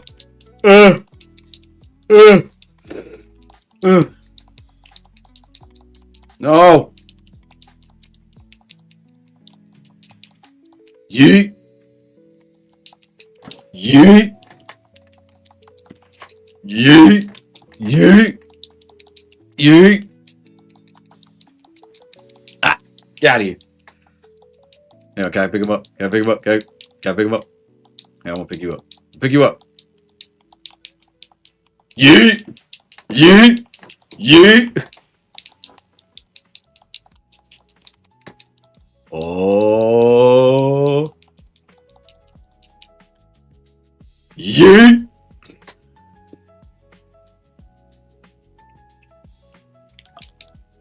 Dang. Whew. Wait a minute. I thought we were all on your side. Man. Oh, goodness. Wait.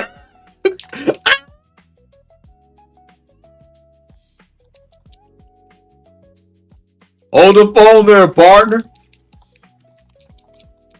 Hold the phone there.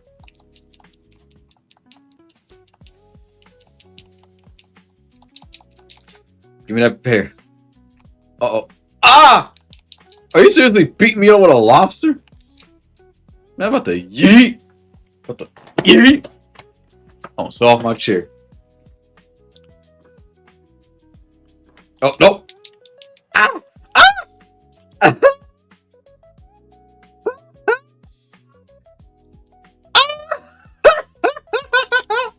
No! I can't touch! Oh! Yes, I leveled up. Thank you. Oh, man. Oh. Oh, yeet. Oh, right to the bar. No. Yeet.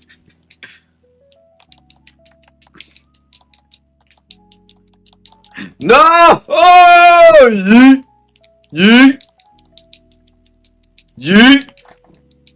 Ah! Ah! Ah! Yeet!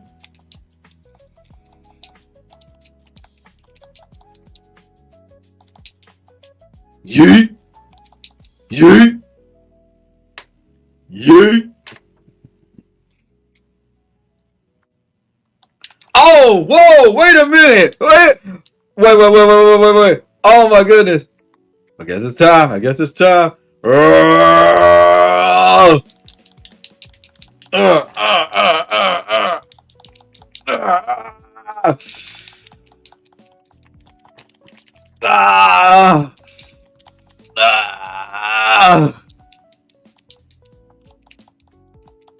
Go out here, Oos.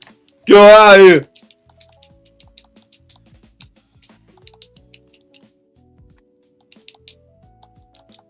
Yeet! Yeet! Woo! Oh man! come on. This is ridiculous. My fingers are already hurting. Oh, my fingers are already hurting. Ah. Ah. Ah. Ah. Ah. No. No.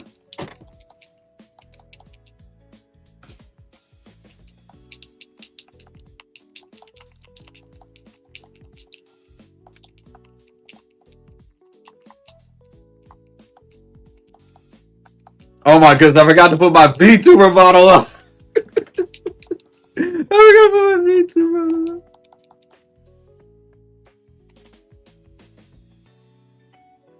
Hang on, I need a breather. Hey, I need a breather. I need a breather. My fingers hurt. Ah, fingers hurt. My fingers hurt so bad. Da,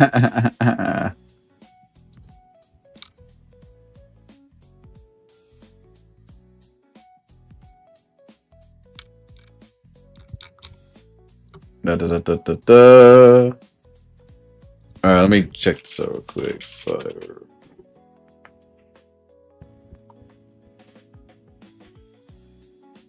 All right, let me message. Wait.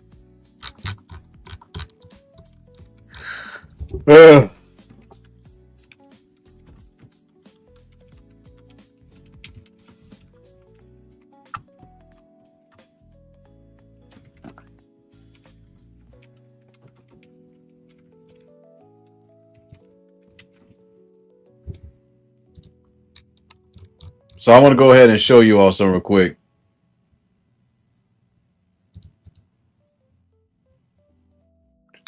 This desktop.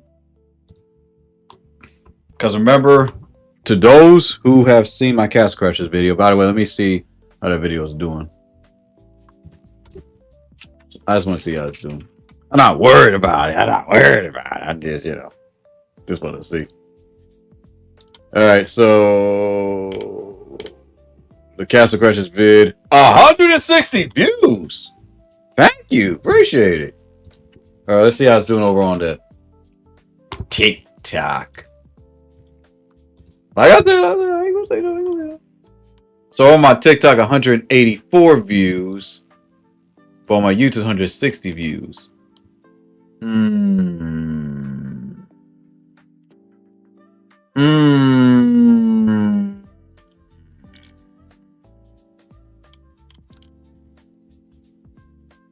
Now, you all want me to do an extended cut, but I'm gonna need a little bit more views. I'm gonna need a little bit more views. Just saying, you're gonna have to give me a little bit more views. You see, you all want an extended cut.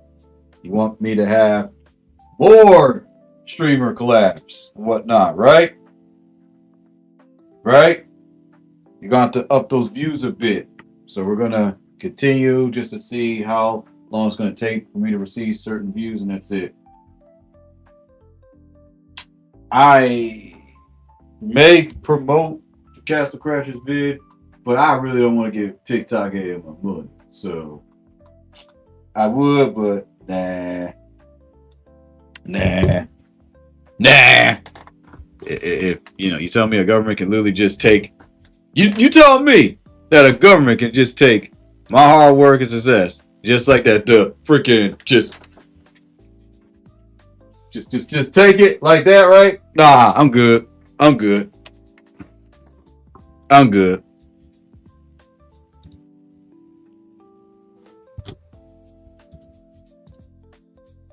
Also, let me go on ahead to this one TikTok and just let everybody know.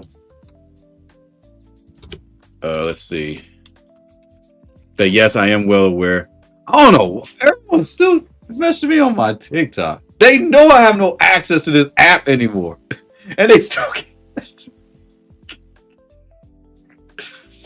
It's too funny. I literally tell them on hiatus for a month, and yet people still message me. I'm just like, okay. Appreciate it.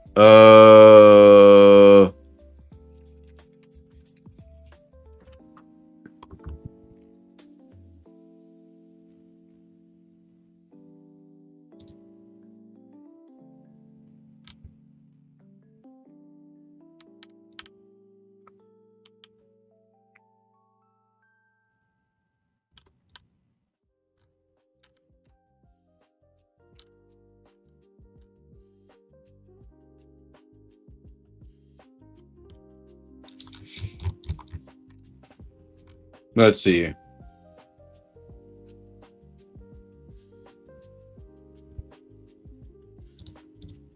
I'm just gonna put read.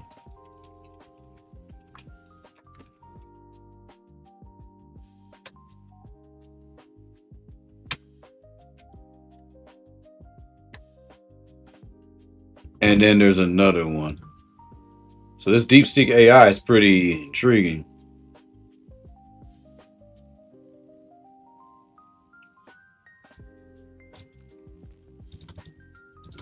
Now I'm gonna put also read. Oh, dang it. Oh, dang it.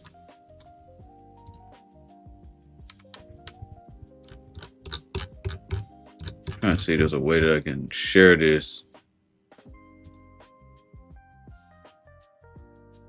Dang, I can't. Really?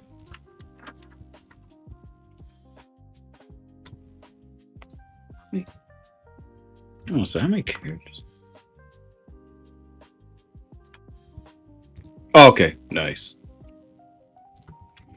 So what the?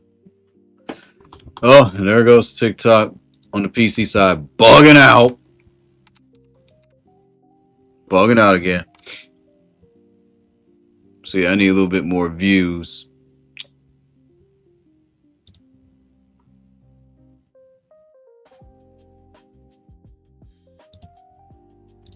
I gotta say, I really appreciate all the love, though. I'm just checking out some of these vids and seeing the comments I've been seeing.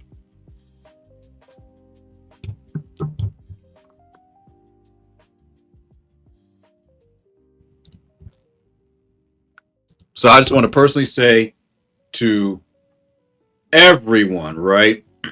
To everyone who is still support me on TikTok, even though I'm pretty much, yeet with that app. I'm done with it. I'm just posting videos for you all until this app officially gets banned. They'll find, the highest bidder. Thank you. Appreciate it. Appreciate it very much. And of course, goodness gracious, I did not expect a lot of people to comment on my vids. Like, it's funny because people still leave loving comments, mean, hateful comments, as if I'm still there. Like, they don't even realize that I'm on a hiatus. Like, do you not know what a hiatus is? Let me explain what a hiatus is. All right, I'm going to explain what a hiatus is. Hiatus is a pause or gap in a sequence, series, or process. It means a temporary break. So anyway, so in my one video where I talked about why I'm not in a relationship, so I kind of added little parody elements to it. These are the comments that I got. A smiley face with a blue heart. I'm going to pretend I did not see this video. Oh yeah, right, because they're dealing with relationship issues themselves. Rip, I'm bad at finding partners. Nope, I'm out. Shoot, I don't blame you. Wait. How about we just say hi and try to be friends first? There you go. Bro, pain be a hurdle, but we all find our path. I can relate to this a lot. I've been single since 17, and I'm going to be 30. I hate being alone. You need cuddles. You're adorable. Boot the boot to your pretty little snoot cutie pie. I sell cars to people who can't afford them. Shoot, that's awesome. Nah, they are not for you. If they don't start off with the fact that they are in a poly, that is not okay behavior. I'm in one, and I'm proud to be in one, and I will never lead on someone like that. This guy kept recovering. Oh, of course that.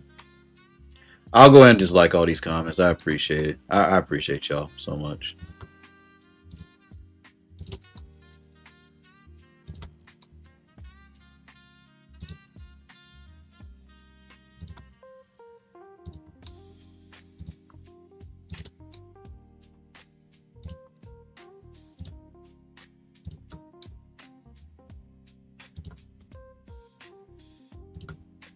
I just didn't expect to receive so much love from that video. This is just a Terrors of Nowhere one. You're very brave for that. And of course, you know, the typical you recover. I'm not even worried about it. Bots are welcome in my comment section. I don't really care. I love mac and cheese too. And of course, the one who gave me the idea says, huh?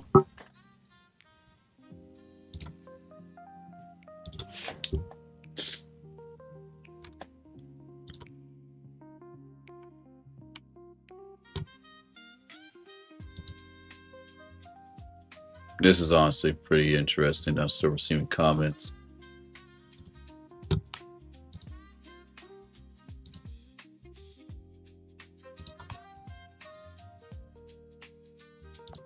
uh,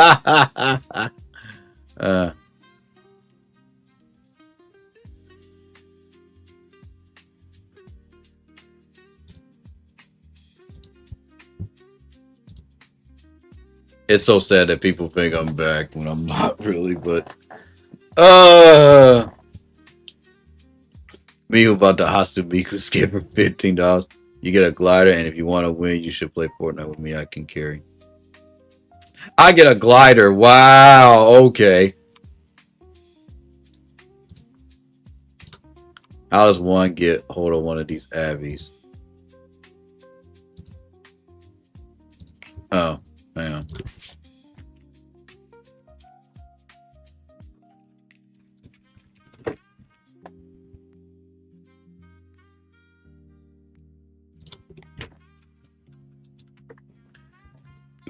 I swear I want to do the Uncle Ruckus thing, but instead of that one word, it's just read, pony, read. Ah! Just straight up read, pony, read. Ah! You got a nice voice. He could fly. He was very. But this is what I'm talking about. Like when I see these comments, people really don't understand the message. So maybe that's my fault or what? I'm gonna scroll now, okay?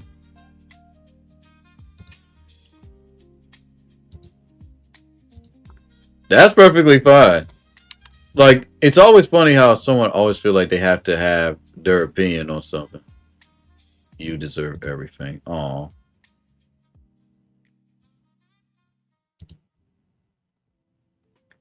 We got TikTok about you immediately go to doom posting. That's not a doom post. That's literally just someone talking about being content self.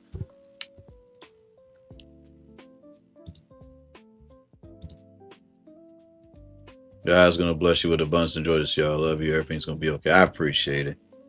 The fact that one of my friends thought that what I posted was doom posting is very, very strange. That's not doom posting. That's literally just me providing examples of how I used to be and how I'm being more kinder to myself. Have they watched it towards the end?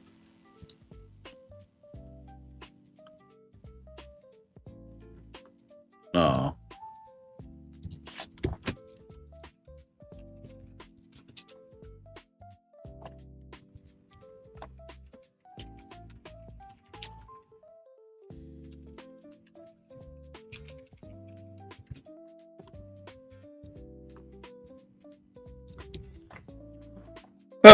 Just more reasons why I don't miss TikTok.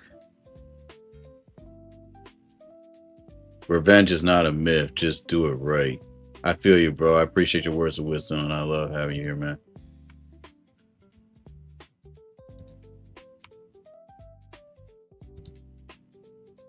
Everyone keeps telling me TikTok's here. This is just too cute.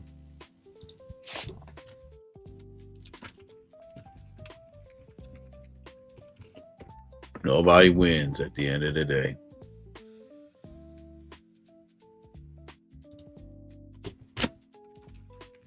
Midnight Rooftop.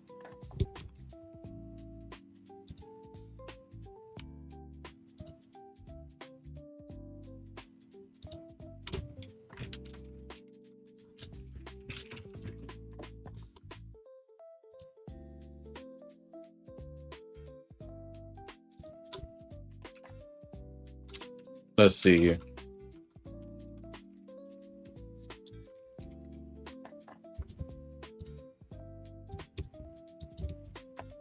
Way ahead of you.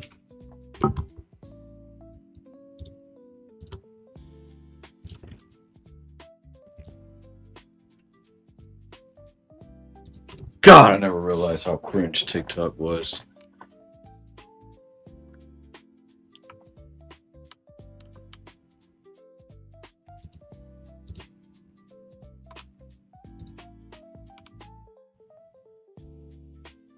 The irony is TikTok being posted today.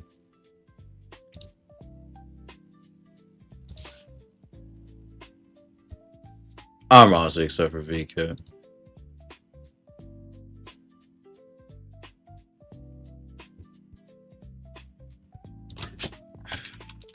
Reading is power. Reading is life.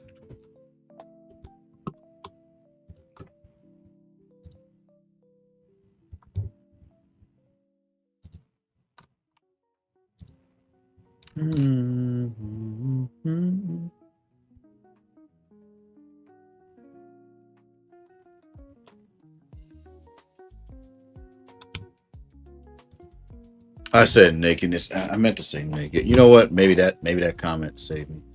Everyone liked this one, the intrusive thoughts. I'm gonna be real with you. I'm looking at this app now and I'm like, man, I don't miss it one bit. I miss my followers. Yes, I do, because they're awesome.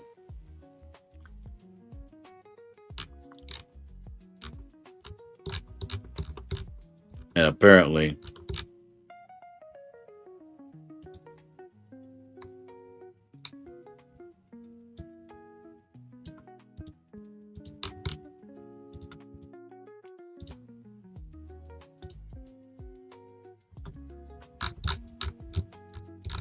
let's see here.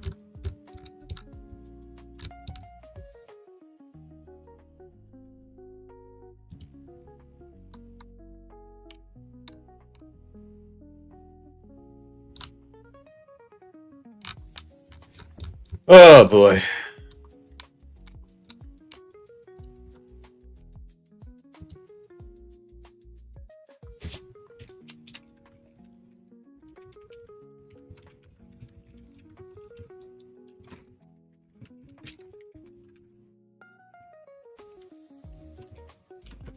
This is the exact opposite of a doom post.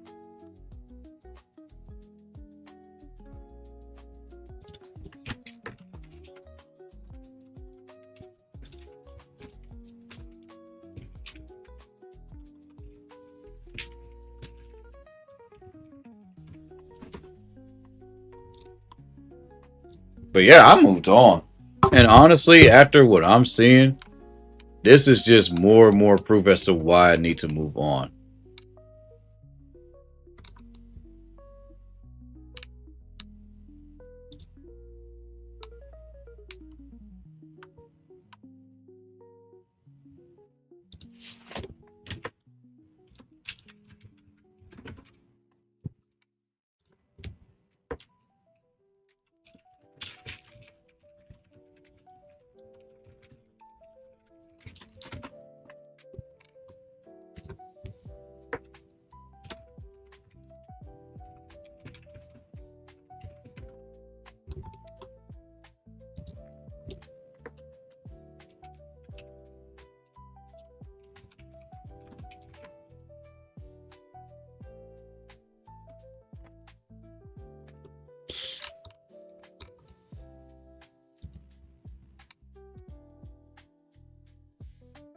So yeah, I don't know what's going on with my TikTok anymore, but y'all want to check it out, still go for it. I honestly don't care for it. I'm still gonna, post vids and everything. Heck, I need to work on videos. Actually, I need to pick a day to do that, and I'll post it here. I'll post on whatnot. So yeah, and I cannot believe y'all did this. The cannot join the box video has finally hit 2K views.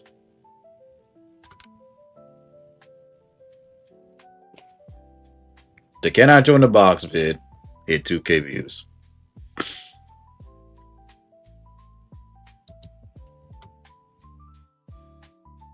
And the vid about supporting my homie got 2,000 views. Nice.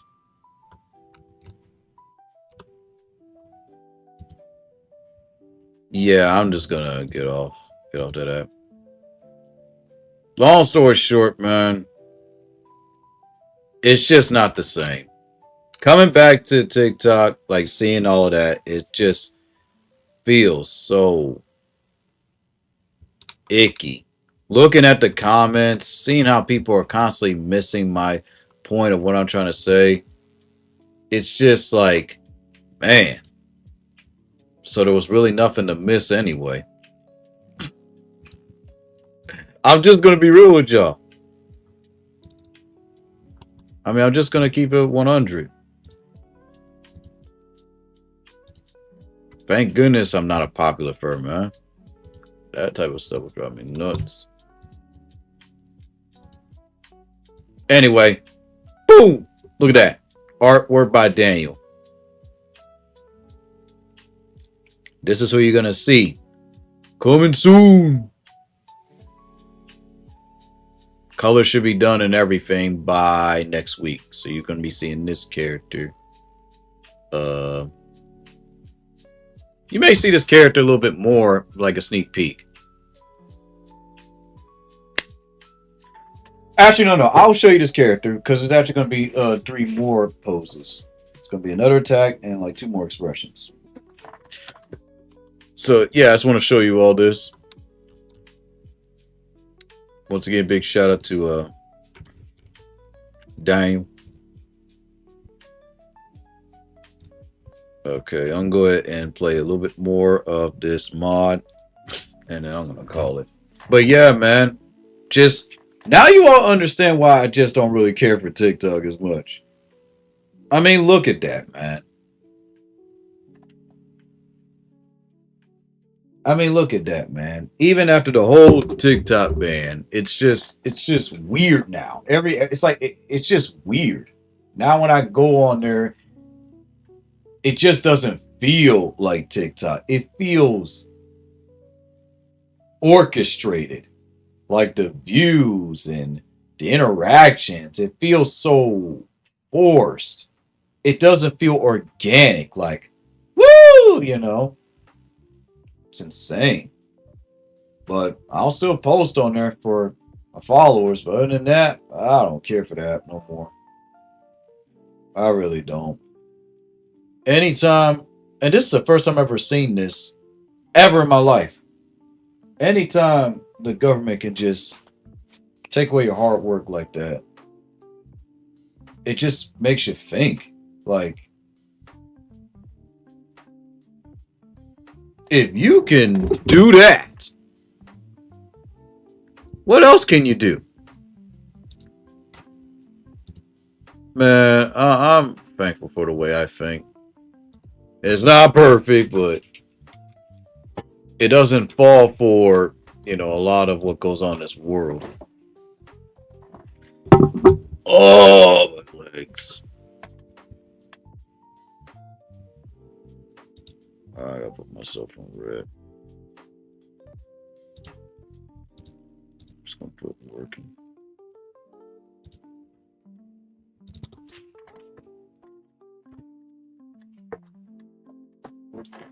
Ah! Ah! At work. I am at work.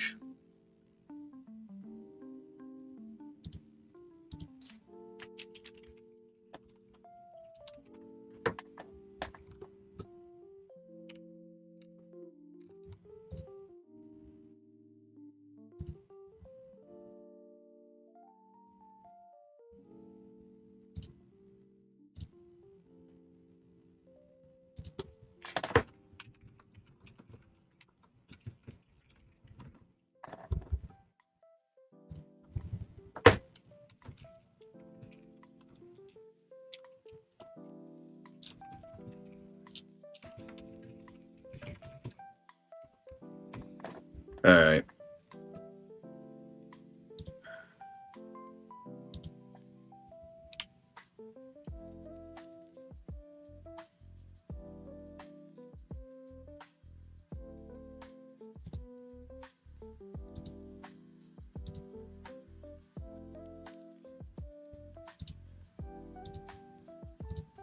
I'm losing my train of thought.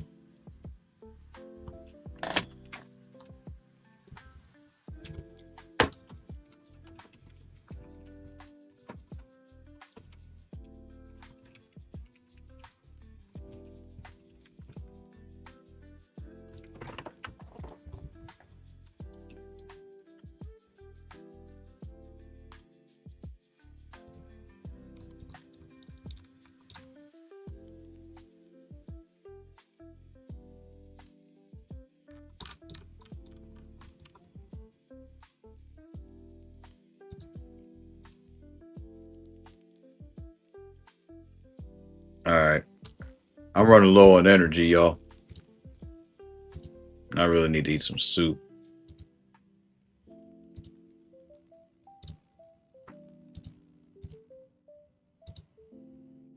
Wait, what the heck?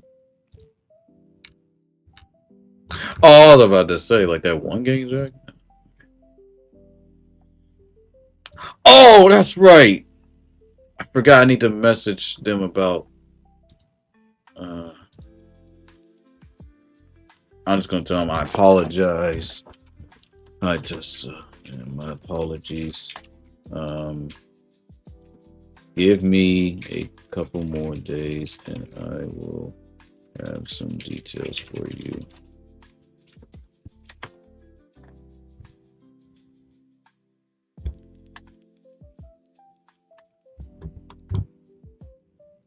Yeah, I need to honestly message them about that. Cause they're like wondering like, when you gonna message me? You paid me, but you know. I know, my bad.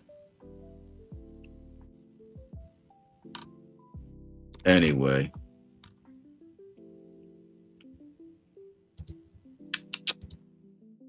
Alright, back to cat scratch real quick.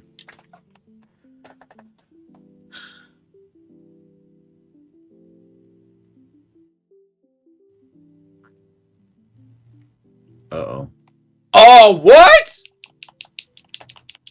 Hey, wait, what? Wait, whoa. Hold on. Wait. Balls away. You know what? Yeet.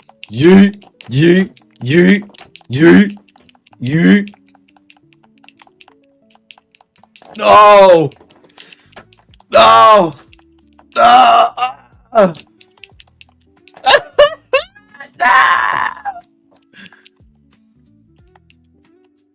No. No. Yes.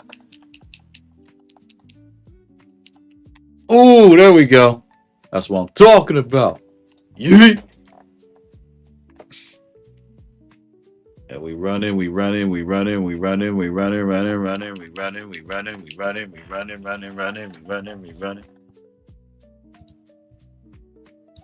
All right, that's enough.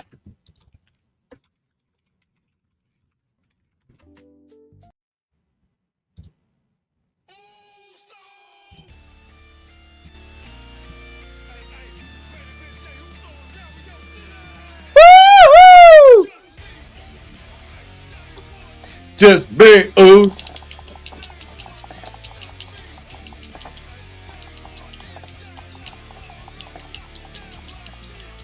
Jay Uso's WrestleMania entrance and Cody Rhodes' WrestleMania entrance is going to be amazing.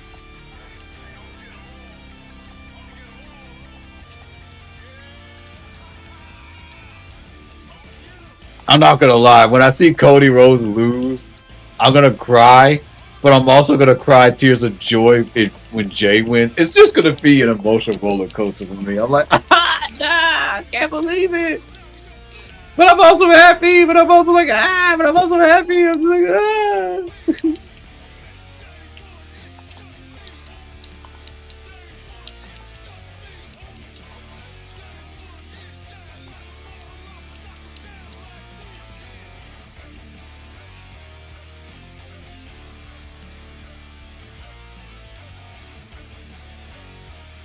Give me this.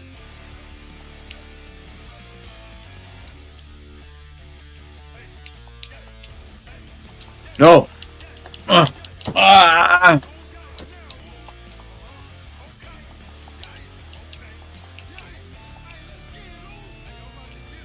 Hey, wait a minute. Hang on a second. You can grab a hold of me and just walk around?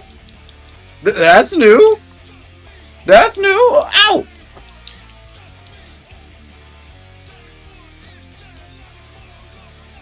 I'm doomed. I'm doomed. No. No. Ah, wait. I'm still alive. I'm still alive. Yes.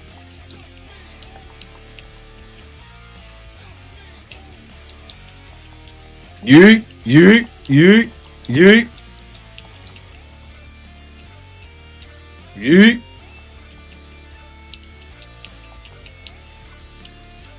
Ah. Ah. Stop. Stop it. Ah. Ah. Stop it. Ah. No, I'm supposed to be the one yeeting you. Yeet. Oh. Wait. No. Oh. Damn. I didn't work on my agility. Dang.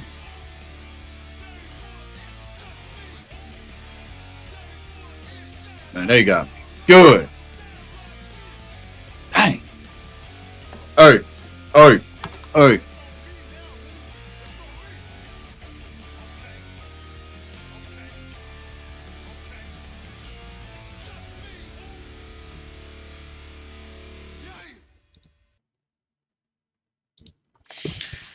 All right, folks. It's been 2 hours. Even my agency would tell me, all right, it's been 2 hours, wrap things up. And let's just say something happens through my little event I'm a part of. And I don't know. I'm just thinking of like a weird scenario. I just joined and all of a sudden it's like, you know what? I have my fun with someone else. I think I'm good. I'm just gonna log off. Then you'll see me play more of this. I'm having so much fun with this mod. I know it's a work in progress. There are some bugs, lots of bugs that they really need to iron out. They should definitely give us more customization options. But I'm just glad that we at least got a taste of what the Painter DLC is going to be. So, one more thing I'm going to do before I end this stream. I'm going to check my budget too. I usually don't do stuff like this, but because it's a special occasion, and I was going to do this for Cody, but, they didn't have the shirt that I want.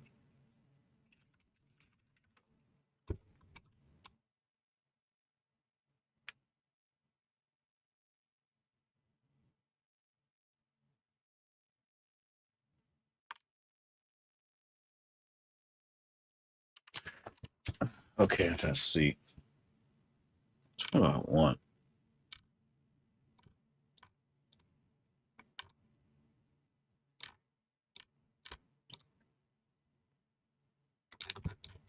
All right, where's the one where it's like a free delivery?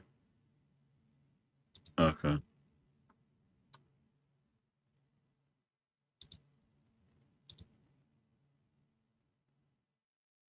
Do I wear medium or large shirts? I don't know. All right, but I'm about to have my t-shirt. Buy now.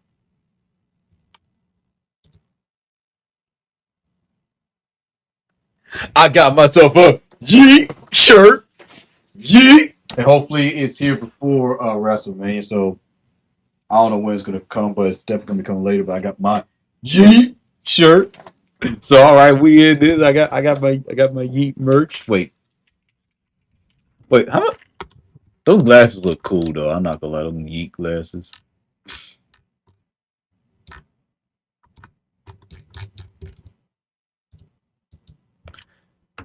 Maybe I should have my pony have some sunglasses, But anyway, all right. So I got the YEET.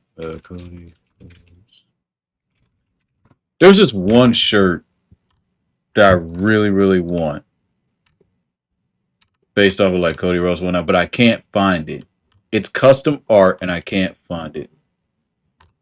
But I definitely want to have a Cody Rhodes shirt. But it's not the ones that WWE has. It's like a custom one, and it looks really nice. and I want it. But let me check see if eBay has it. Cody Rhodes. Because I know there's the finish the story. I know he finished the story, but I want a particular one, but I can't find it. It's really nice. I think it's finished the story. Not story finish. Dang, it's rare now. They don't have it anymore. They don't have it anymore.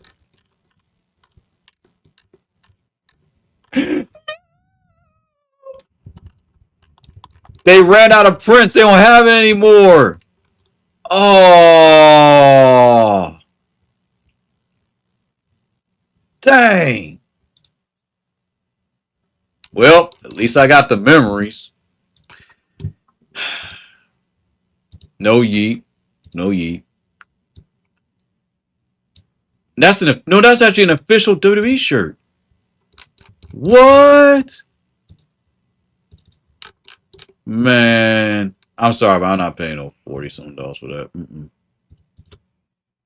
We gotta save our money. No longer in stock. Dang.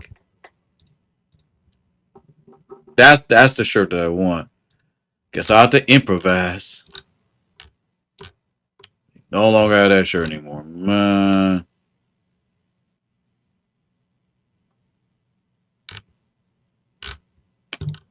Can't believe this.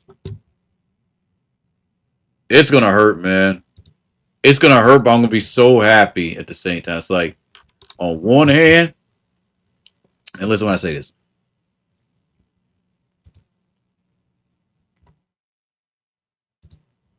On one hand, it's gonna be great to see Jey Uso win, but on the other hand, to see Cody Rhodes lose.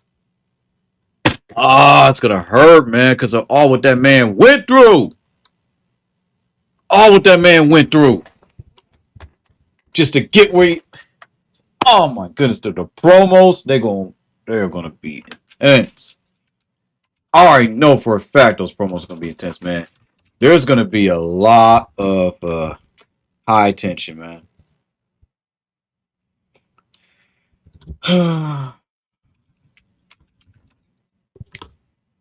But yeah, I can't wait to get my Yeet shirt. It's gonna be nice. I hope it comes, around April, because that would be even better. Like, it comes around April. It's just like, hey, here's your shirt. I'm like, hey, just in time wrestling, and I'm gonna wear it at work too. I'm gonna wear that shirt. I'm gonna wear that shirt at work too. I'm like, Yeet, Yeet, Yeet. I'm gonna represent like, hey, you already know what? You already know, man. You already know. And I would be wearing a Bengals jersey, but I don't know when that's ever gonna happen, because every time I root for them, I'm disappointed. I'm always disappointed. So one of these days I'll actually be able to buy a jersey, but we'll see. But yeah, I had to give my support, and also hang on. I also gotta give my support to hang on.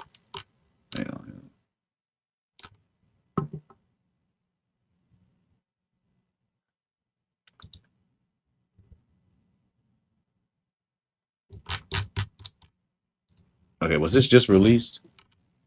Okay, was this just released? I can't remember. Because I know I Hate Fairly has like a new entry. Is it this one? I think it's this one. All right, I'm gonna go ahead and do that. There we go. There we go. Got to give my support to Scooty Young, with my favorite authors, next to Dave Bickley and many others. All right, cool. I get paid tomorrow. Nice. Everything's all cool. Everything's all oozy. Nice, great.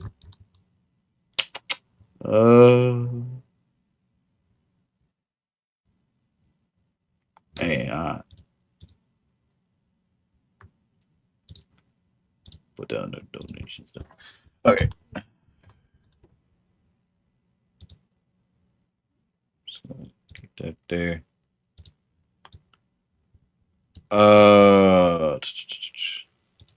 See, I thought about getting a mini fridge.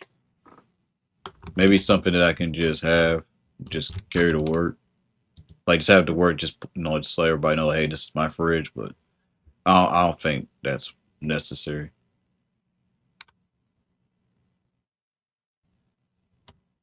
Moana. I'm call Moana because that movie is ghetto. Moana 2 is out. I might care about that movie. I'm trying to figure out what else.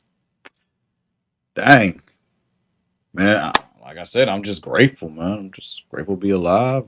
Good stream, 2 hours, 33 minutes. Everything's just all good, man. All's right with the world. I feel sorry for the women wrestlers, man. Buster Blues Maximus just to lose to Charlotte Flair. That's all I'm gonna say. My condolences, man. I swear. When it comes to the women's Royal Rumble, we need to talk about this. We actually need to talk about this. Past women Royal Rumble. We need to talk about this. So in the first Royal Rumble, right? Asuka wins. We were all happy. Oh man, WWE's going the right direction. Loses to Charlotte Flair. Becky Lynch won. Charlotte Flair won. Bianca Belair, predictable, won. Ronda Rousey, we were all happy, lost in the worst way possible. Rhea Ripley, we were all excited, won. Bayley, even though I was kind of hoping for someone else, but the build-up was great, won. And guess who wins again? Charlotte Flair. So what this means is that Charlotte Flair not only won one Royal Rumble, but 2 Royal Rumbles. Which means that while, yes, and you want to know what this also means? Charlotte Flair, Becky, and Bayley won. But Sasha Banks never got to win. You know, the 4 horsewomen. So Sasha never got a chance to win. I'm telling you, man, those politics. No wonder why Sasha left. Shoot, I would have left. Let's see here.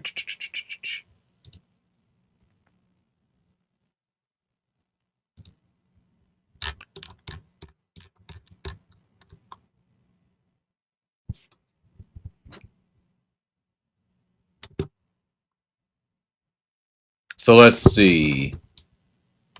Hulk Hogan won 2 Royal Rumbles. Ric Flair won 1. Yokozuna won 1. Bret Hart won 1. Shawn Michaels won 2. Stone Cold Steve Austin. See, that made sense because the story. Mr. McMahon, The Rock won 1. Stone Cold Steve Austin won 3, actually. Triple H won 1. Brock Lesnar won 1. Chris Benoit won 1. Batista, Rey Mysterio, The Undertaker, John Cena, Randy Orton, Edge, Alberto Del Rio. That ending was so controversial, but still loved it. Sheamus, John Cena. John Cena won 2 Royal Rumbles. Batista won 2. Roman Reigns won 1. Triple H won 2. Randy Orton won 1. Shinsuke Nakamura won. Wait, what? Oh, yeah, he won 1. Braun Strowman won 1. Seth Rollins won 1. Drew McIntyre won 1. Edge won another. Brock Lesnar won another. Cody Rhodes. And then Cody Rhodes again. That was awesome. And then Jey Uso!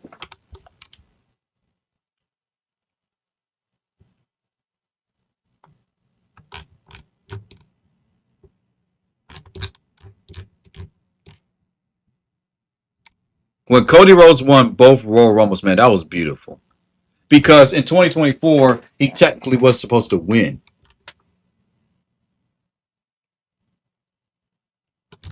So the first person to win the first Royal Rumble match was Jim Duggan. And he's still alive. Hacksaw Jim Duggan won the first Royal Rumble.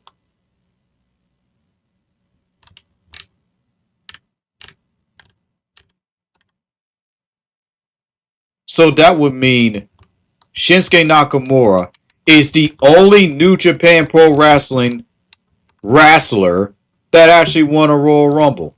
Man, I'm telling you, politics plays a huge role, which means Jey Uso won, which that's history making right there.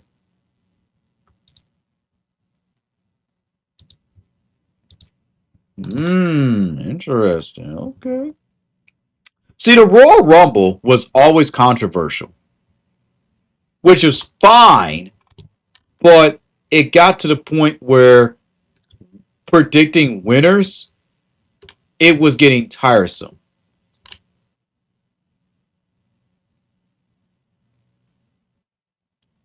It was just like, wait, what's the Elimination Chamber? Elimination Chamber is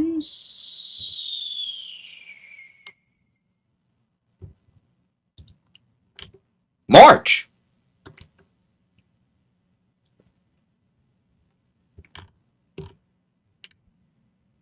So John Cena, this is what I mean. Like John Cena lost the Royal Rumble, but yet he's gonna appear in an Elimination Chamber.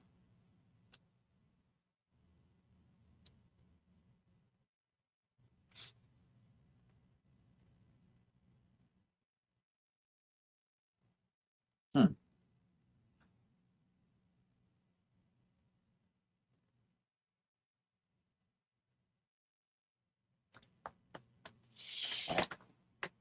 This is intriguing.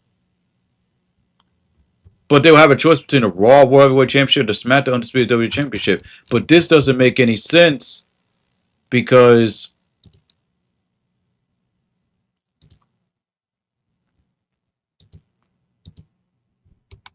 oh, I get it. This is after WrestleMania. So they'll get to challenge whoever after WrestleMania. Okay. That's how they did. That's right. And then SummerSlam, which is honestly, I don't know why, but SummerSlam never disappointed me, man. SummerSlam, for some strange reason, always seems to get it right. WrestleMania was the one event that always made me like, huh?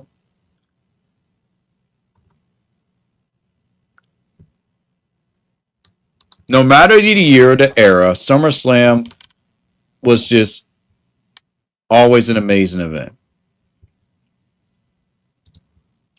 So you got SummerSlam and WrestleMania. Those were like those are the two big events. And you got Money in the Bank coming soon.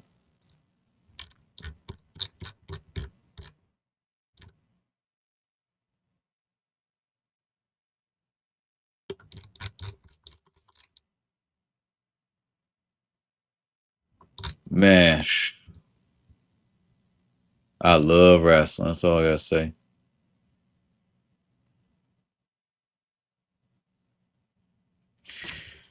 All right. Well, I guess that's pretty much it. So I'm just gonna spam yeet, yeet, yeet, yeet, yeet, yeet, yeet, yeet, yeet, yeet, yeety, and yeet. All right. I gotta go ahead and get on ready for work. Love y'all. Take care. Be safe. Continue the reinvention process and stop stressing.